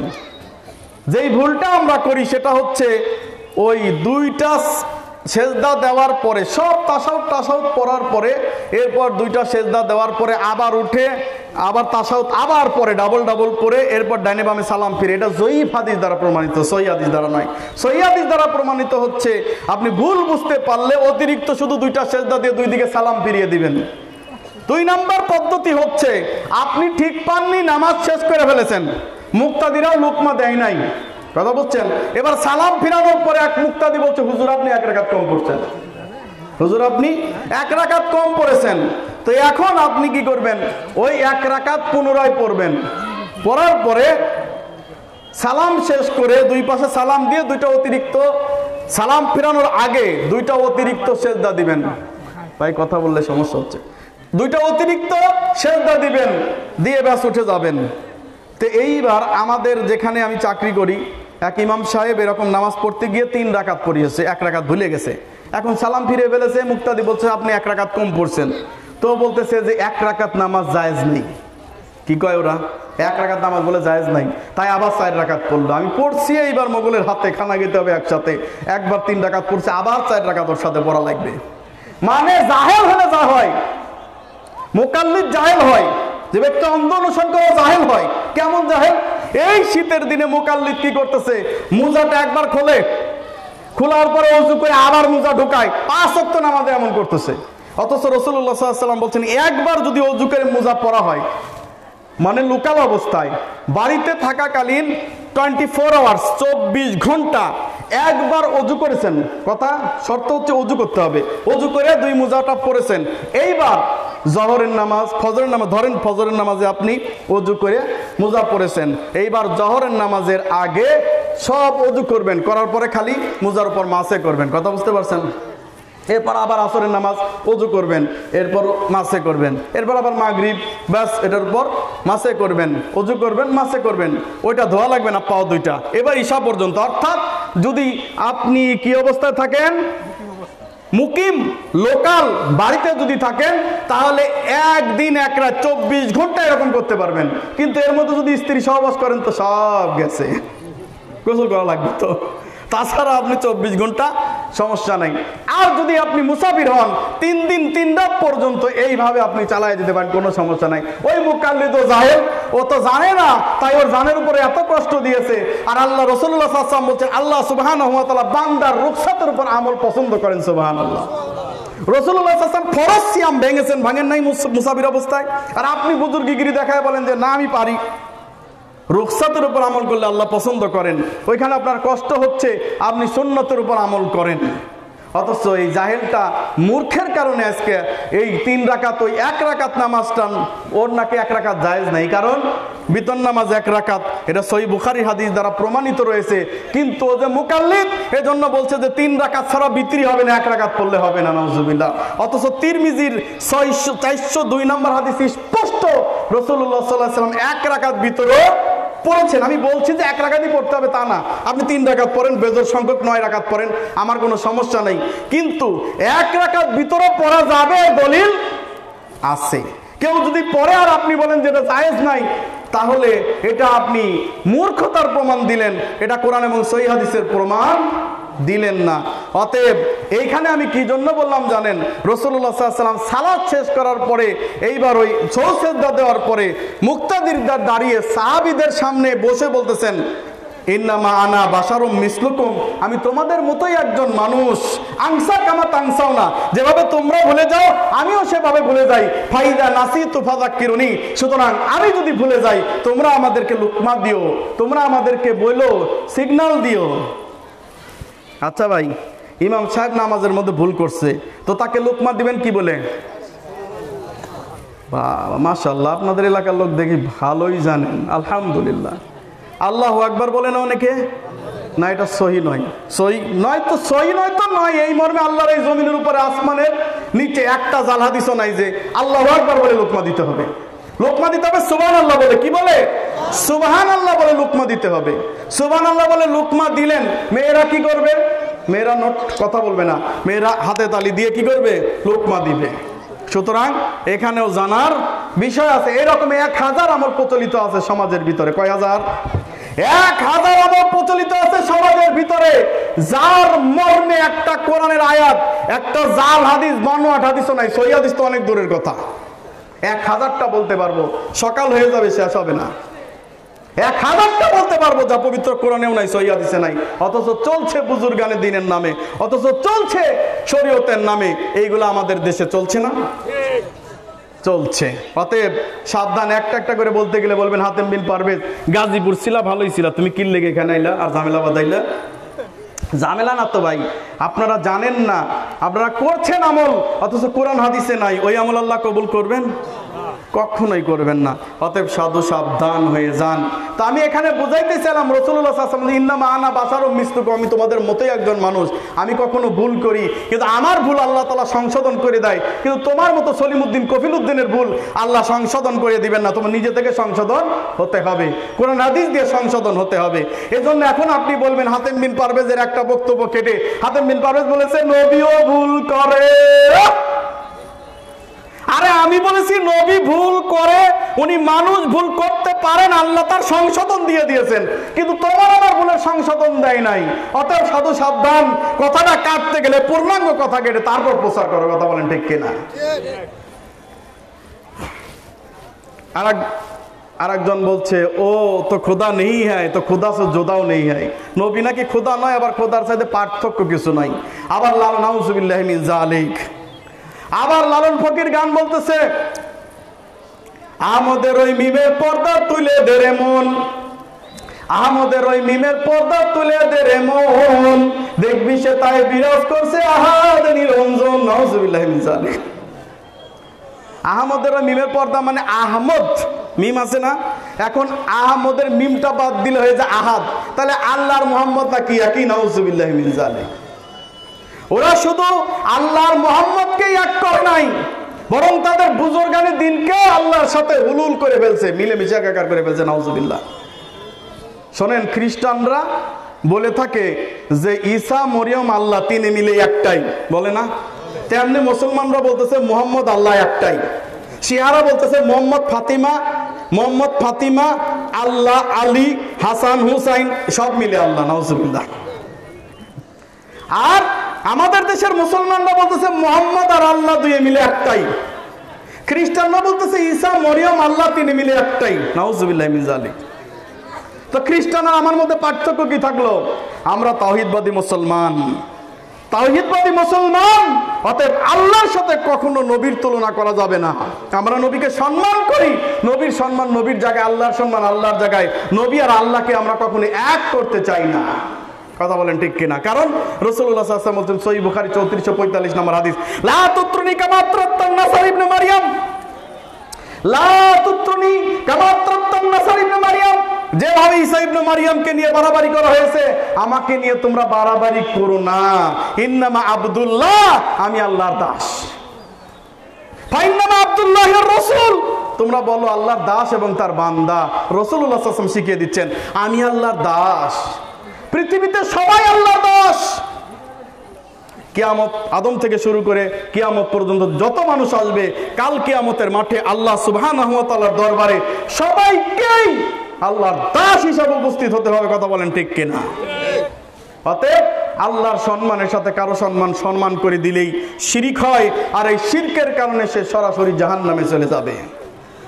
ও বলতেছে গৌস আব্দুল কাদের জিলানী, গৌসে পাক। গৌস মানে হচ্ছে মহান উদ্ধার কর্তা। আশ্চর্য লাগে, একটা হিন্দু, একটা বৌদ্ধ, একটা খ্রিস্টান যখন কোন নৌকায়, জলযানে বা স্টিমারে বিপদে পড়ে যায়, আল্লাহর কসম করে ওর সাথে যদি আপনি থাকেন, ও তখন আল্লাহকে ছাড়া আর কাউকে ডাকবে না। কথা বলেন ঠিক কিনা? ও আল্লাহকে ডাকবে, দেবতাগুলো ভুলে যাবে, ওর দেবালয়ের মূর্তিগুলা ভুলে যাবে।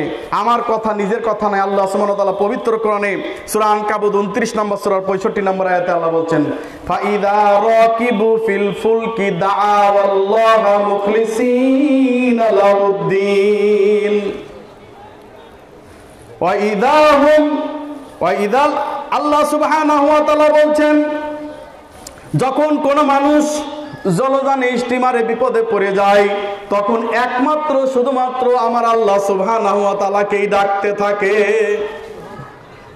অতঃপর ফালাম্মা নাজ্জাহুম ইলাল বাররি ওয়া হুম ইউশরিকুন, যখনই আমি তাকে বিপদ থেকে উদ্ধার করে পারে পৌঁছে দেই, তখন ও বলে আল্লাহ গো এবার বেঁচে গেলাম, কারণ ওই মাঝিটা ভালো ছিল, সারেং বেটা ভালো ছিল, ড্রাইভার ভালো ছিল, তাই অ্যাক্সিডেন্ট করতে বাইসে গেছি।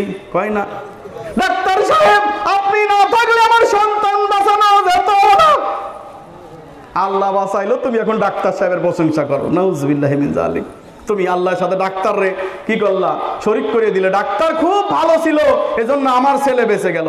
আল্লাহ বললেন এই বিপদের সময় আমি তাকে বাঁচিয়ে দেই, বাঁচার পরেই যখন ও পারে যায়, তখন বলে ডাক্তার সাহেব খুব ভালো ছিল, অমক খুব ভালো ছিল, তমক খুব ভালো ছিল, আমি আল্লাহর নাম তখন তারা ভুলে যায়। আল্লাহ বলেন পবিত্র কোরআনে সূরা ইউসুফ আল্লাহ সুবহানাহু ওয়া তাআলা বলেন পবিত্র কোরআনে সূরা ইউসুফ 12 নম্বর সূরার 106 নম্বর আয়াত, ওয়া ইউমিন আকসারুহুম বিল্লাহি ইল্লা হুম মুশরিকুন, বেশিরভাগ লোক নিজেদেরকে ঈমানদার দাবি করা সত্ত্বেও ওরা মুশরিক। কথা বলেন ঠিক কিনা? ঈমান আনা সত্ত্বেও মুশরিক। নিজের নাম আব্দুল্লাহ রাখার পরেও মুশরিক, নিজের নাম আব্দুর রহমান রাখার পরেও মুশরিক। মুসলমানি কায়দায় মুসলমানি হয়েছে তবু মুশরিক। খালি মুশরিক নয়, বরং হিন্দুর চাইতে কঠোর মুশরিক। ও একজন খ্রিস্টানের চাইতে কঠোর মুশরিক, একজন ইহুদির চাইতে বড় মুশরিক। প্রমাণ করে না দিতে না পারলে জাতির সামনে বক্তব্য দেব না। কি প্রমাণ? একজন হিন্দু, একজন বৌদ্ধ, একজন খ্রিস্টান যখন বিপদে পড়ে আল্লাহকে ডাকে না, বললাম না কিছুক্ষণ আগে? কিন্তু মুসলমানের বাচ্চাদের মুশরিক, ও যখন বিপদে পড়ছে তখন বলছে গাউস পীর বাঁচাও, বলে না? পীর বাঁচাও। কারণ পীর সাহেব বলেছে জলে জঙ্গলে যেখানেই বিপদে পড়িবে আমাকেই স্মরণ করিবে, আমি তোমাদেরকে উদ্ধার করিয়া লইব। এই জন্য ওর পীর বাবাকে ডাকে, পীর বাবা, সালা বাবা, গাজা বাবা, হ্যাঁ ল্যাংটা বাবা, শিকল বাবা। পাবনা খান, রাজশাহী খান জাহান আলী মাজারে গেলাম, বললো যে হুজুর একটু দেখেন ওয়াজ করতে পারবেন। তো গেলাম, সেখানে যে দেখি যে এক ব্যক্তির সারা গায়ে শিকল। আমি বললাম, বাবা তুমি নিজেরে বাবা বলে দাবি করতেছো, তোমার গায়ে তো শিকল, একটু পোশাকও নাই, শিকল দিই সব হয়ে গেছে। এবার আমি বললাম, তোমার গায়ে কত কেজি শিকল? ওই ভণ্ড বাবা উত্তর দিতে 70 কেজি শিকল। আমি বললাম, আল্লাহ তুমি পবিত্র কোরআনে সত্য কথাই বলেছো। হাক্কা সূরা 69 নম্বর সূরা 30 থেকে 32 আয়াতে আল্লাহ বলেন, খুযুহু ফাগুল্লুহু সুম্মাল জাহিমা সাল্লুহু সুম্মা ফি সিলসিলাতিন জারওহা সাবউনা যিরাআন ফাসলুকুহু। আল্লাহ বলেন, খুযুহু ধর, ফাগুল্লুহু গলায় বেরি পরিয়ে দে, সুম্মাল জাহিমা সাল্লু, এরপর একটা হ্যাঁচকা টান দে, হ্যাঁচকা টান দে, এরপরে জাহান্নামের মধ্যে নিক্ষেপ করে দে, 70 গজ শিকল দে, ওকে বেরি পরিয়ে দে। কয় গজ? কয় গজ? 70 গজ। তো দুনিয়াতে ওরা জাহান্নামের পোশাক পরে রেখেছে। নাউজুবিল্লাহি মিন যালিক।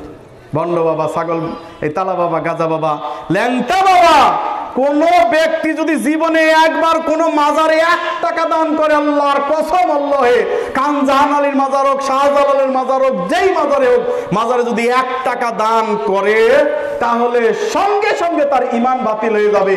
ও যত হজ করেছিল, যত উমরা করেছিল, যত সালাত আদায় করেছিল, ও জীবনে যত সাদাকা করেছিল, সব ডিলেট ফরম্যাট। যতক্ষণ পর্যন্ত সে তওবা না করবে, ততক্ষণ পর্যন্ত তার জিন্দেগীর সমস্ত আমল বাতিল হয়ে যাবে। নাউজুবিল্লাহি মিন যালিক, নাউজুবিল্লাহি মিন যালিক। চিন্তা করেছেন? সব আমল বাতিল হয়ে যাবে। অথচ সেইখানে গিয়ে তারা মানত করছে, তাদের কাছে গিয়ে বিভিন্ন রকম কথাবার্তা বলছে। নাউজুবিল্লাহ। কি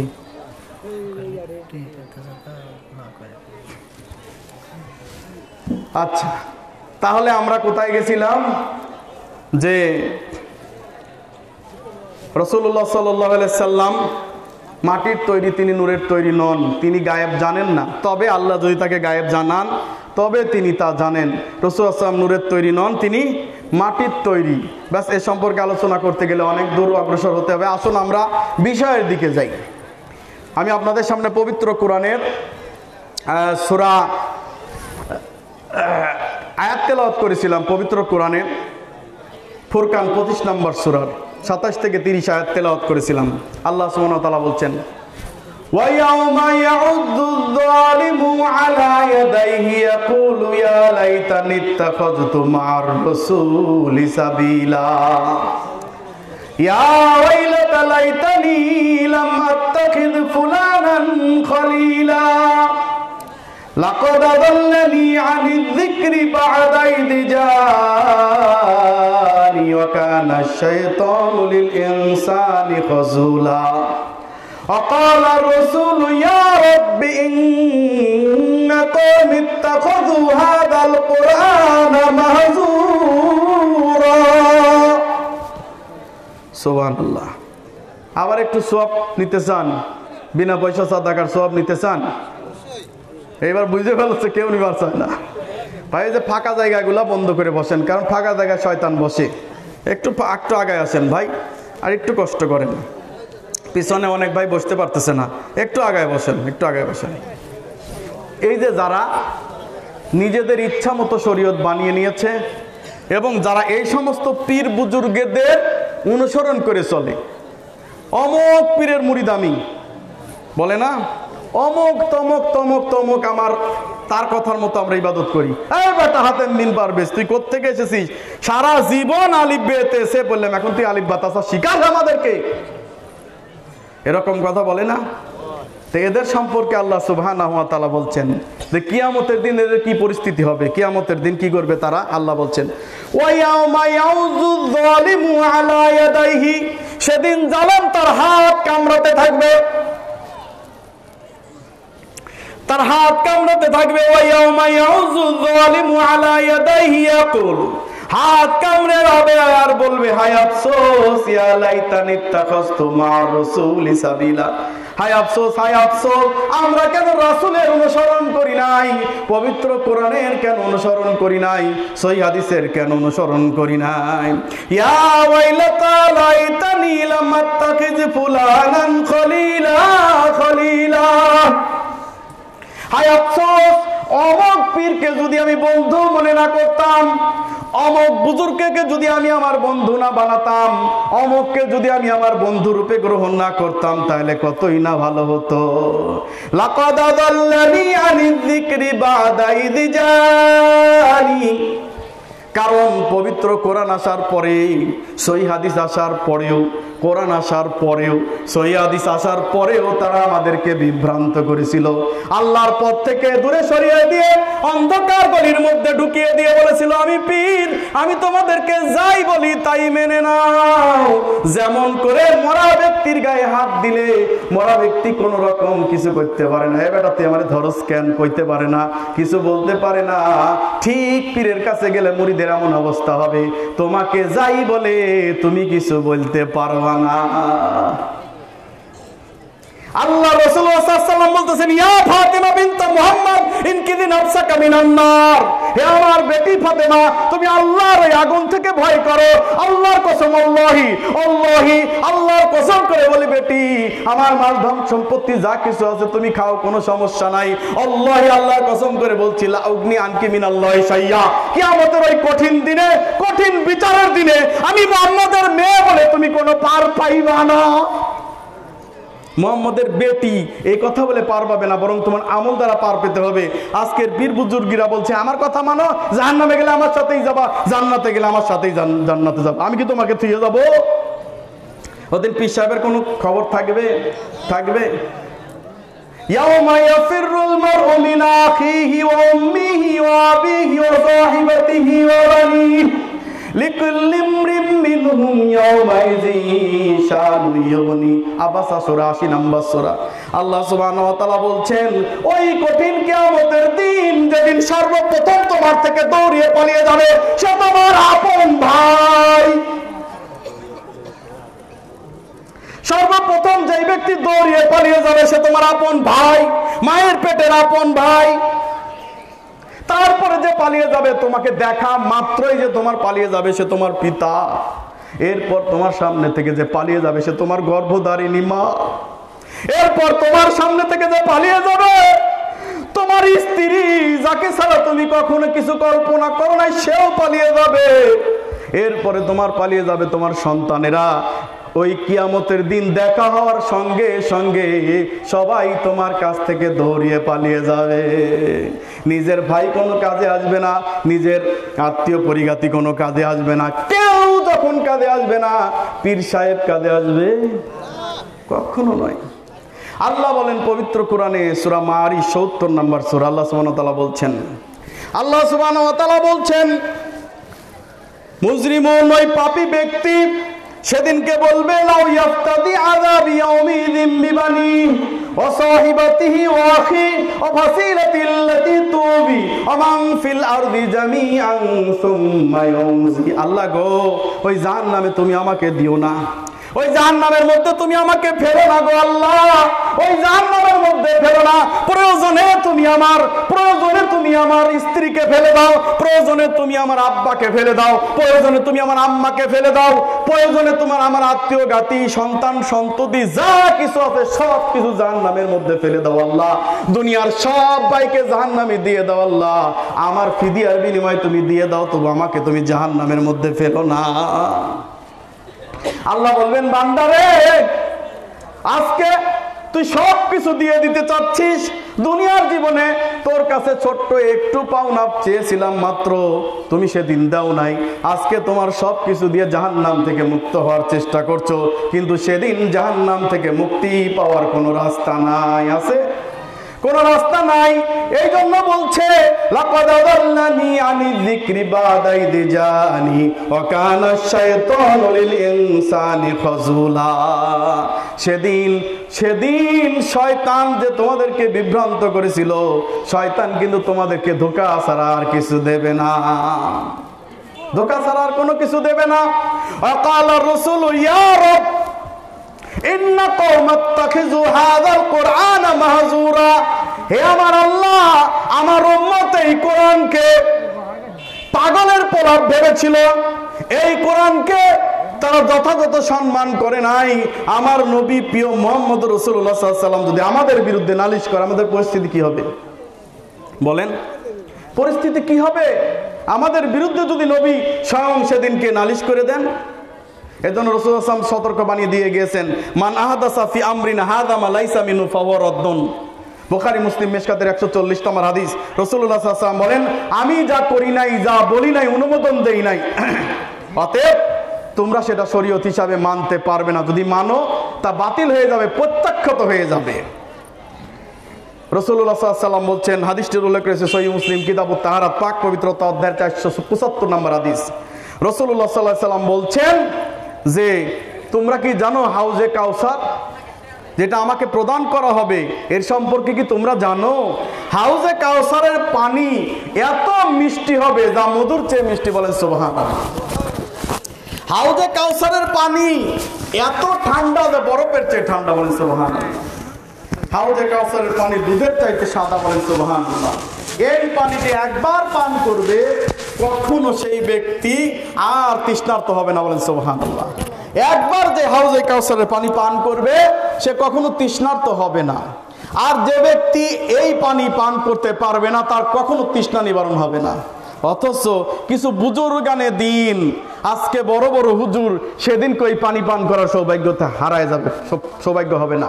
কেন? এক দল লোক সেদিন রাসূলুল্লাহ সাল্লাল্লাহু আলাইহি ওয়াসাল্লামের কাছে পানি পান করতে যাবেন, আর এই ফেরেশতারা তাদেরকে ব্যারিকেড দিয়ে রাখবে। রাসূলুল্লাহ সাল্লাল্লাহু আলাইহি ওয়াসাল্লাম বলবেন, কি ব্যাপার, আমার উম্মতকে তুমি ব্যারিকেড দিচ্ছ কেন? ওদের কি দোষ? আসো, ওদেরকে আসতে দাও, পানি পান করতে দাও। তখন ফেরেশতারা বললে, ইয়া রাসূলুল্লাহ সাল্লাল্লাহু আলাইহি ওয়াসাল্লাম, আপনি জানেন না আপনার মৃত্যুর পরে তারা কি নব নব জিনিস করেছিল, কি বিদআতগুলা করেছিল, আপনি জানেন না। তার মানে বোঝা যাচ্ছে রাসূলুল্লাহ সাল্লাল্লাহু আলাইহি ওয়াসাল্লাম কবরে জীবিত নয়, হাদিস দ্বারা প্রমাণিত। কথা বুঝতে পারছেন তো? হায়াতুন নবী নন। 2 নাম্বার প্রমাণ হচ্ছে রাসূলুল্লাহ সাল্লাল্লাহু আলাইহি ওয়াসাল্লাম গায়েব জানেন না। যদি জানতেন তাহলে তাদেরকে ব্যারিকেড দিতেন না। এই সাহাবীরা তোমরা ব্যারিকেড দিচ্ছ কেন, এই কথা বলতেন না। জানেন তো বেদাতি না, রাসূলুল্লাহ সাল্লাল্লাহু আলাইহি ওয়াসাল্লাম জানেন না, কারণ তিনি গায়েবের খবর জানেন না যতক্ষণ তাকে না জানানো হয়। অতএব জানানো হলো, তিনি বলতেছেন যে কি হয়েছে হে রাসূল, আপনি মৃত্যুর পরে তারা এই শরীয়তের মধ্যে নতুন নতুন জিনিস আবিষ্কার করেছিল, নতুন নতুন জিনিস তারা প্রবেশ করিয়ে দিয়েছিল। রাসূলুল্লাহ সাল্লাল্লাহু আলাইহি ওয়াসাল্লাম সুহকান সুহকান লিমান গায়্যারা বাদি, আজকে এখান থেকে দূর হ, দূর হ, তোদের জন্য এই পানি কাজ হবে না। অতএব সাবধান, সাবধান হয়ে যান। ইমানের দাবি সম্পর্কে আলোচনা করতেছিলাম, এবার আপনাদের একটা প্রশ্ন করব। আচ্ছা, ইমান কাকে বলে বলেন তো? একটা লোক বলেন, এই যে একজন বলেছে বিশ্বাস, আর একটা লোক বলেন ইমান কাকে বলে? হ্যাঁ, বিশ্বাস। এলাকায় কি বিশ্বাস বেশি নাকি? তার মানে বোঝাতে যাচ্ছে আল্লাহর প্রতি বিশ্বাস করার নাম ইমান, বোঝাতে যাচ্ছে না? আসলে কি তাই? আল্লাহর প্রতি বিশ্বাস করলে ইমানদার হওয়া যায়? এত সোজা, এত সোজা। আপনার চাইতে বেশি বিশ্বাস করতো মিস্টার আবু জেহেল আল্লাহকে, আপনার চেয়ে বেশি বিশ্বাস করতো। কোরআন দিয়ে প্রমাণ দেব। আপনার চাইতে বেশি বিশ্বাস করতো নমরুদে আল্লাহকে, তবু জাহান্নামী হয়ে গেছে। আপনার চাইতে বেশি বিশ্বাস করতো ফেরাউন আল্লাহকে, কিন্তু জাহান্নামী হয়ে গেছে। কারণ কি? বিশ্বাস করলে ইমানদার হওয়া যায় না। বিশ্বাসের সাথে বিশ্বাস ইয়াকিন থাকা লাগবে, বিশ্বাসের সাথে ইয়াকিন থাকা লাগবে। এখন হুজুর আপনি বললেন যে আমাদের চাইতে এই নমরুদ ফেরাউন এরা বড় বড় ইমানদার ছিল, প্রমাণ দেন। প্রমাণ নিবেন? নিতে রাজি আছেন? আচ্ছা, ভালো করে ধৈর্য ধরে বসেন। রাসূলুল্লাহ সাল্লাল্লাহু আলাইহি সাল্লাম মক্কা থেকে মদিনায় চলে গেলেন। কিসের জন্য গেলেন? দিন এখানে পালন করতে দেয় না, তিনি মক্কায় চলে গেলেন। যাওয়ার পরে তিনি বললেন, একটা সংবাদ পেলেন যে আবু সুফিয়ানের বাহিনী সিরিয়ার দিকে যাচ্ছে। তো রাসূলুল্লাহ সাল্লাল্লাহু আলাইহি সাল্লাম 300 সাহাবীকে সাথে নিয়ে বললেন যে আবু জেহেলের বাহিনীকে একটু ভয় দেখায় দিই, ব্যাস এতটুকুই, ওদেরকে রোধ করব কাফেলাটাকে। কিন্তু আবু সুফিয়ান খুব চতুর চালাক লোক ছিল। তো তখন বুঝতে পারলো মোহাম্মদ সাল্লাল্লাহু আলাইহি ওয়াসাল্লাম আমাদের পশ্চাৎ ধাবন করেছেন, তখন সে অন্য রাস্তা ধরে সিরিয়ায় চলে গেছে। রাসূলুল্লাহ সাল্লাল্লাহু আলাইহি ওয়াসাল্লাম তাদের ধরতে পারেন নাই, কিন্তু এই খবর মক্কায় চলে গেছে। মক্কায় চলে যাওয়ার পরে এবার আবু জেহেল লোকজনকে সবাইকে সতর্ক করে বলতেছে, মোহাম্মদ আমাদের উপর আক্রমণ করতে চেয়েছে, মোহাম্মদ আমাদের সাথে আক্রমণ করার আগেই ওদের আক্রমণ করে নাস্তানাবুদ করে দেব। বাস যুদ্ধের দামামা বেজে উঠল। রাসূলুল্লাহ সাল্লাল্লাহু আলাইহি ওয়াসাল্লাম 300 জন সাহাবী নিয়ে বদরের সেই কূপের কাছে। তো এইবার যুদ্ধের দামামা বেজে উঠলে রাসূলুল্লাহ সাল্লাল্লাহু আলাইহি ওয়াসাল্লাম প্রস্তুতিও নিতে পারছেন না, মদিনায় ফিরেও যেতে পারছেন না, আবার যুদ্ধ না করেও পারছেন না, এমন একটা পরিস্থিতি। এই পরিস্থিতির মধ্যে রাসূলুল্লাহ সাল্লাল্লাহু আলাইহি ওয়াসাল্লাম সাহাবীদেরকে বললেন কি করা যায়। রাসূলুল্লাহ সাল্লাল্লাহু আলাইহি ওয়াসাল্লাম বলছেন যে, হে আল্লাহ রাসূল, আমরা মুসা আলাইহিস সালামের কওমের মতো বলবো না যে আপনি আর আপনার আল্লাহই যুদ্ধ করতে চান, তা বলবো না। বরং আপনি যদি বলেন আমরা যুদ্ধ করতে করতে বারকে গিমাত পর্যন্ত চলে যাব, আমরা যুদ্ধ করতে করতে সমুদ্রের মধ্যে চলে যাব, আপনি যেখানে নিয়ে যান চলে যাব, সমস্যা নাই। ব্যাস, এবার দুই পক্ষ যুদ্ধ করবে। আবু জাহাল যুদ্ধ করার আগে, ওই বদরের প্রান্তরে আসার আগে কাবার গিলাফ ধরে আল্লাহর কাছে বলতেছে, কি কাবার গিলাফ ধরে। 360টা মূর্তি ছিল না ওই সময়, একটা মূর্তিকে ডাকে নাই, লাতেকে ডাকে নাই, উজ্জাকে ডাকে নাই, মানাতেকে ডাকে নাই, কাউকে না, বরং আল্লাহর এই কাবার গিলাফ ধরে বলতেছে, আল্লাহুম্মা ইন কানা মুহাম্মাদুন হাক্কুন ফানসুরহু।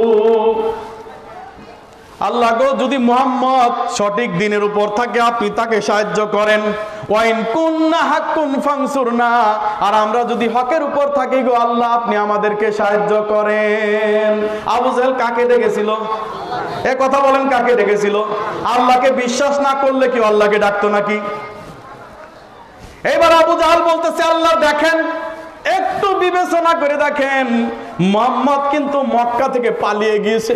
নাউজুবিল্লাহ। মুহাম্মদ মক্কা থেকে শুধু পালিয়েই যান নাই, আল্লাহ দেখেন আত্মীয়তার বন্ধন সে ছিন্ন করেছে। শুধু তাই করে নাই, আমাদের ধর্মটাকেও পরিত্যাগ করে সাবি ধর্মত্যাগী হয়ে গেছে। আল্লাহ গো, আমরা হাজীদেরকে পানি খাওয়াই, আল্লাহ গো, আমরা কাবার এই মসজিদের সভাপতি কমিটির লোক, বাইতুল্লাহর কমিটির লোক, সভাপতি। আল্লাহ এবার বিচার বিশ্লেষণ করে দেখেন আপনি আল্লাহ আপনি কাকে সাহায্য করবেন। তিরমিজি 3089 নম্বর হাদিস এটা। এইবার রাসূলুল্লাহ সাল্লাল্লাহু আলাইহি সাল্লাম বদরের ওই কূপের সামনে দাঁড়িয়ে আল্লাহ সুবহানাহু ওয়া তাআলার কাছে বলছে, আল্লাহুম্মা হে আল্লাহ, ইন তাহলিকা হাযিহিল ইসাবাতু লা তুবাদুল ইয়াউমা বা'দা আবাদা। আল্লাহ গো, আজকে যদি এই ক্ষুদ্র সেনাবাহিনী যদি পরাজিত হয়ে যায়, কালকের দিনের পর থেকে তোমার সাহায্য করার মতো, তোমার নাম নেওয়ার মতো আর কেউ থাকবে না আল্লাহ। এমন ভাবে আল্লাহ রাসূল দুই হাতটা তুলে আল্লাহর কাছে দোয়া করতেছিলেন, একে রাসূল সাল্লাল্লাহু আলাইহি ওয়াসাল্লামের বগল প্রকাশ হয়ে যাচ্ছিল, এমন ভাবে আত্মবিনিময় হয়ে আল্লাহর কাছে আত্মবোলা হয়ে দোয়া করছিলেন। গায়ের চাদরটা পড়ে গেল। আবু বকর রাদিয়াল্লাহু তাআলা আনহু গায়ের চাদরটা রাসূলুল্লাহ সাল্লাল্লাহু আলাইহি ওয়াসাল্লামকে জড়িয়ে ধরে, এইবার রাসূলুল্লাহ সাল্লাল্লাহু আলাইহি ওয়াসাল্লামকে জড়িয়ে ধরে আবু বকর রাদিয়াল্লাহু তাআলা বললেন, ইয়া রাসূলুল্লাহ সাল্লাল্লাহু আলাইহি ওয়াসাল্লাম, হাসবুকা ইয়া রাসূলুল্লাহ আল হুদ। হে রাসূলুল্লাহ সাল্লাল্লাহু আলাইহি ওয়াসাল্লাম, যথেষ্ট হয়েছে, আল্লাহ আপনার দোয়া শুনেছেন। এইবার আবু বকর কেমন বেয়াদব, নাউজুবিল্লাহ, বললে বেয়াদব হবে আর কি, আসলে তা নয়। দেখেন রাসূলুল্লাহ সাল্লাল্লাহু আলাইহি ওয়াসাল্লাম একা হাত তুলে দোয়া করতেছে, কিন্তু আবু বকর রাদিয়াল্লাহু তাআলা পাশে কিন্তু উনি হাত তোলে নাই। কারণটা কি? বেয়াদব নাকি? নাউজুবিল্লাহ না, কারণ যার যার দোয়া তার তার করা লাগবে, নিজের পিঠ চুলকা নিজে তোলা লাগবে। ওই হুজুর বলবে রব্বির হামহুমা কামা রব্বায়ানি সগীরা, তার মানে আল্লাহ তুমি আমার পিতা মাতাকে যেভাবে আমাদেরকে লালন পালন করেছে ছোটবেলা, তুমিও সেভাবে তাদেরকে দেখো। তার মানে আপনার মাতা পিতার জন্য কিন্তু দোয়া করেছেন, আর আমরা আমিন কই আপনার আম্মাকে জান্নাতে দিয়ে দিলাম। যতই আপনি আমিন কোন, ও রব্বির হামহুমা কামা রব্বায়ানি সগীরা বললে ও আপনার মা বাবার কোনো কাজে হবে না, কোনো কাজে হবে না। তো হুজুর এবার এক তালবেলাম বলল, হুজুর প্রতিদিন আপনার আব্বা আম্মার জন্য খালি আমিন কয়ে ফাটাই ফেলি, আমাদের কি হবে? হ্যাঁ, হুজুর বলছে তো তাই। তো এবার হুজুর পরের দিন দোয়া বলতেছে, রব্বির হামহুমা কামা রব্বায়ানা সিগারা। পরের দিন দোয়া পাল্টাই দিছে, বহু বছর লাগাই দিছে। কিয়ামত হয়ে যাবে, এই দোয়া বহু বছর করা যাবে না, যাবে এখানে তালবিল আমরা আছেন না? হুমা বলতে কাকে বোঝায়? দুইজন, শুধুমাত্র দুইজনকে বোঝায়, পিতামাতাকে বোঝায়, তার নিজের পিতামাতাকে বোঝায় হুমা, এখানে অন্য কাউকে বোঝায় না। হুজুর আপনি যতই সিটারি করেন কাম হবে না, এ সম্পর্কে আলোচনা করতে গেলে অনেক দূর চলে যাবে। কিন্তু দেখেন আবু বকর রাদিয়াল্লাহু তাআলা আনহু কিন্তু সাথে হাত তোলেন নাই, রাসূলুল্লাহ সাল্লাল্লাহু আলাইহি ওয়াসাল্লাম একাকী দোয়া করেছেন। 32টা হাদিসের রেফারেন্স জানা আছে, আপনি একাকী হাত তুলে দোয়া করেন, কোনো সমস্যা নাই। চান আপনার কাছে হুজুরের বাড়িতে যান, বেশি করে হাদিয়া, বেশি করে হাদিয়া নেন, দেন হুজুরকে, আর বলেন হুজুর আমার জন্য দোয়া করে দেন। হুজুর বাড়িতে দাঁড়িয়ে আপনার জন্য দোয়া করে দেবে, কোনো সমস্যা নাই। এটা কোরআন হাদিস দ্বারা সাবেত। কেউ হাত তোলে কেউ তোলে না, তাই নিয়ে কত ফিতনা, যুদ্ধ জেহাদ কতই শতই, তর্ক বাহাস কতই না, মুনাজাতের আসল অর্থ হাদিস খুলে পড়লাম না, দোয়া করায়া যো শিখলাম না। ইউনুস নবী মাছের পেটে পেলেন কত যাতনা, ইব্রাহিম আগুনের মাঝেও হাত তুলে তো কাঁদলেন না। ওদের দোয়া শুনলেন আল্লাহ, মোদের কেন শোনে না, দোয়া করায়া যো শিখলাম না। আদম নূহ ঈসা মুসা কেউ তো শাফায়াত করবেন না, দর নবী সেজদায় কাঁদবেন, নাজাত দেন গো রব্বানা। হাত না তুলে সেজদায় কাঁদবে, হাদিস খুলে পড়ো না, দোয়া করায়া যো শিখলাম না। রাসূল যাহা দেন তাহা আমল করা সব জানা, বাকিগুলো দাও ছেড়ে অন্য থাকেও করো না, দোয়া কবুল হবে তোমার, ফরমিয়েছেন রব্বানা, দোয়া করায়া যো শিখলাম না। যাই হোক, এখন রাসূলুল্লাহ সাল্লাল্লাহু আলাইহি সাল্লাম যখন দোয়া করলেন, আল্লাহ সুবহানাহু ওয়া তাআলা পবিত্র কোরআনে সূরা আনফাল 8 নম্বর সূরা 9 নম্বর আয়াতটি নাজিল করে দিয়ে রাসূল সাল্লাল্লাহু আলাইহি ওয়াসাল্লামকে সুসংবাদ শুনিয়ে দিলেন, ইজতাস্তাগিসুনা রাব্বাকুম ফাস্তাজাবা লাকুম আন্নী মুমিদ্দুকুম বিআলফিম মিনাল মালাইকাতি মুরদিফিন।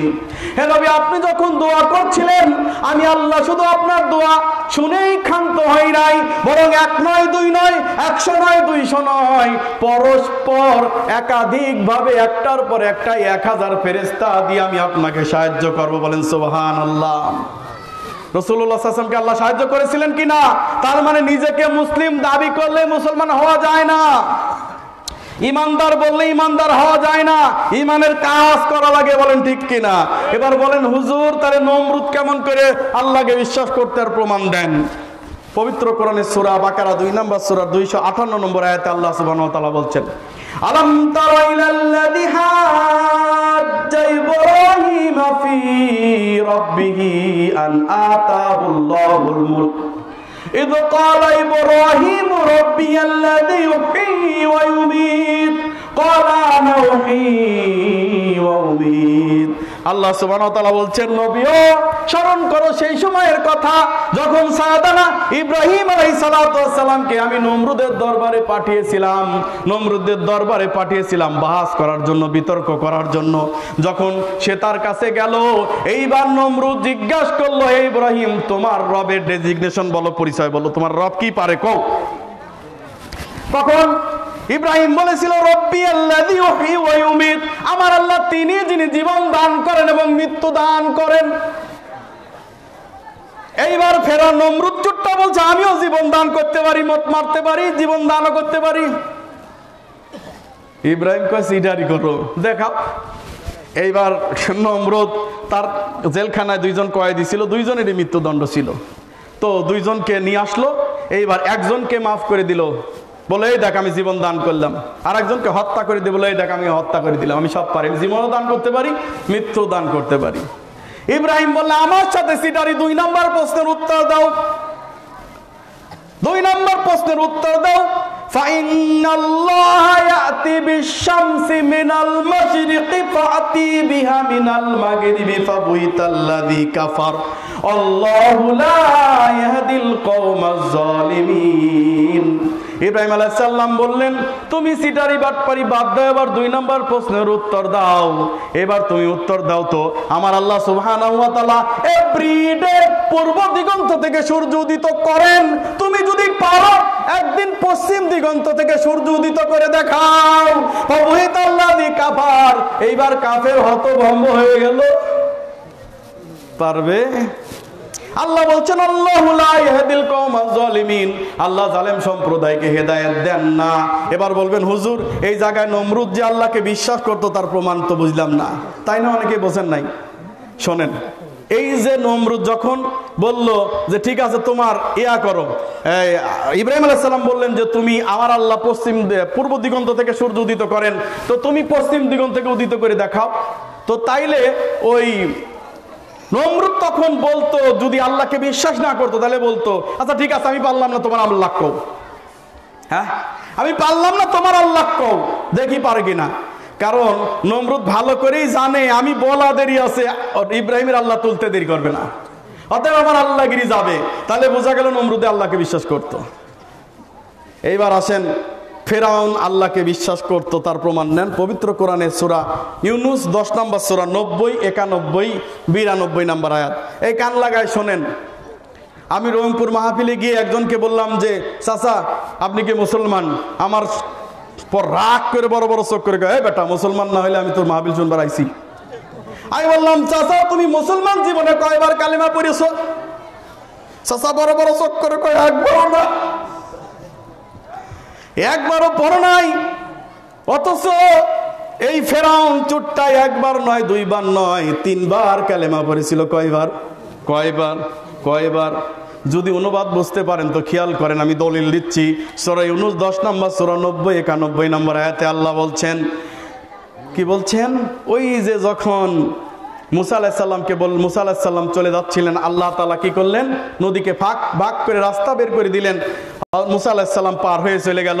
এখন মাঝখানে যখন এসে পড়েছে মিস্টার ফেরাউন দেখলো বাহ কি সুন্দর রাস্তা, চল এবার। যেই মাঝখানে গিয়েছে আল্লাহ বললেন হে পানি, আমি তোমাকে ইব্রাহিমের জন্য পানি, আমি তোমাকে মুসার জন্য কি হতে বলেছিলাম? রাস্তা হতে বলেছিলাম, ফেরাউনের জন্য নয়। সুতরাং আল্লাহ হুকুম তুলে নিলেন। এবার পানি উলট পালট হয়ে সবাইরে ডুবিয়ে মারলো। আর ফেরাউন ছিল সবচেয়ে উঁচু ইয়ের মধ্যে, ঘোড়ার গাড়ির মধ্যে।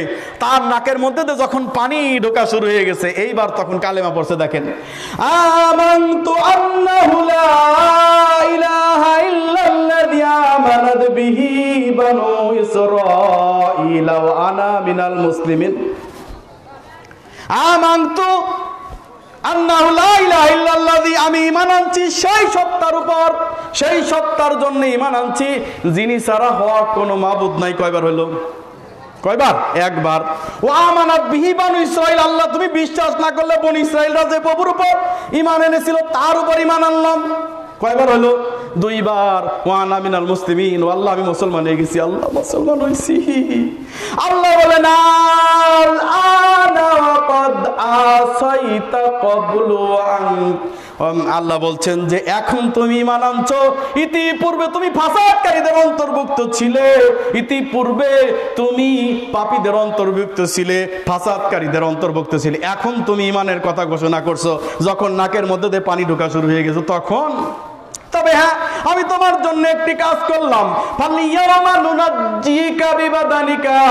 শুনে রাখো আমি তোমার দেহটাকে রেখে দিচ্ছি। এই দেহ কখনো পোকায় খাবে না, কখনো নষ্ট হবে না, কোনো কিছুই তোমার ক্ষতি করতে পারবে না। এই দেহটাকে এইভাবে রেখে দিচ্ছি, ওই মিশরের পিরামিডে মমি করে রেখে দিচ্ছি, যাতে করে তোমার মতো যারা ফেরাউন, এরা যেন দেখে ফেরাউনের যে দশা হয়েছিল আমারও সেই দশা হতে পারে। আল্লাহ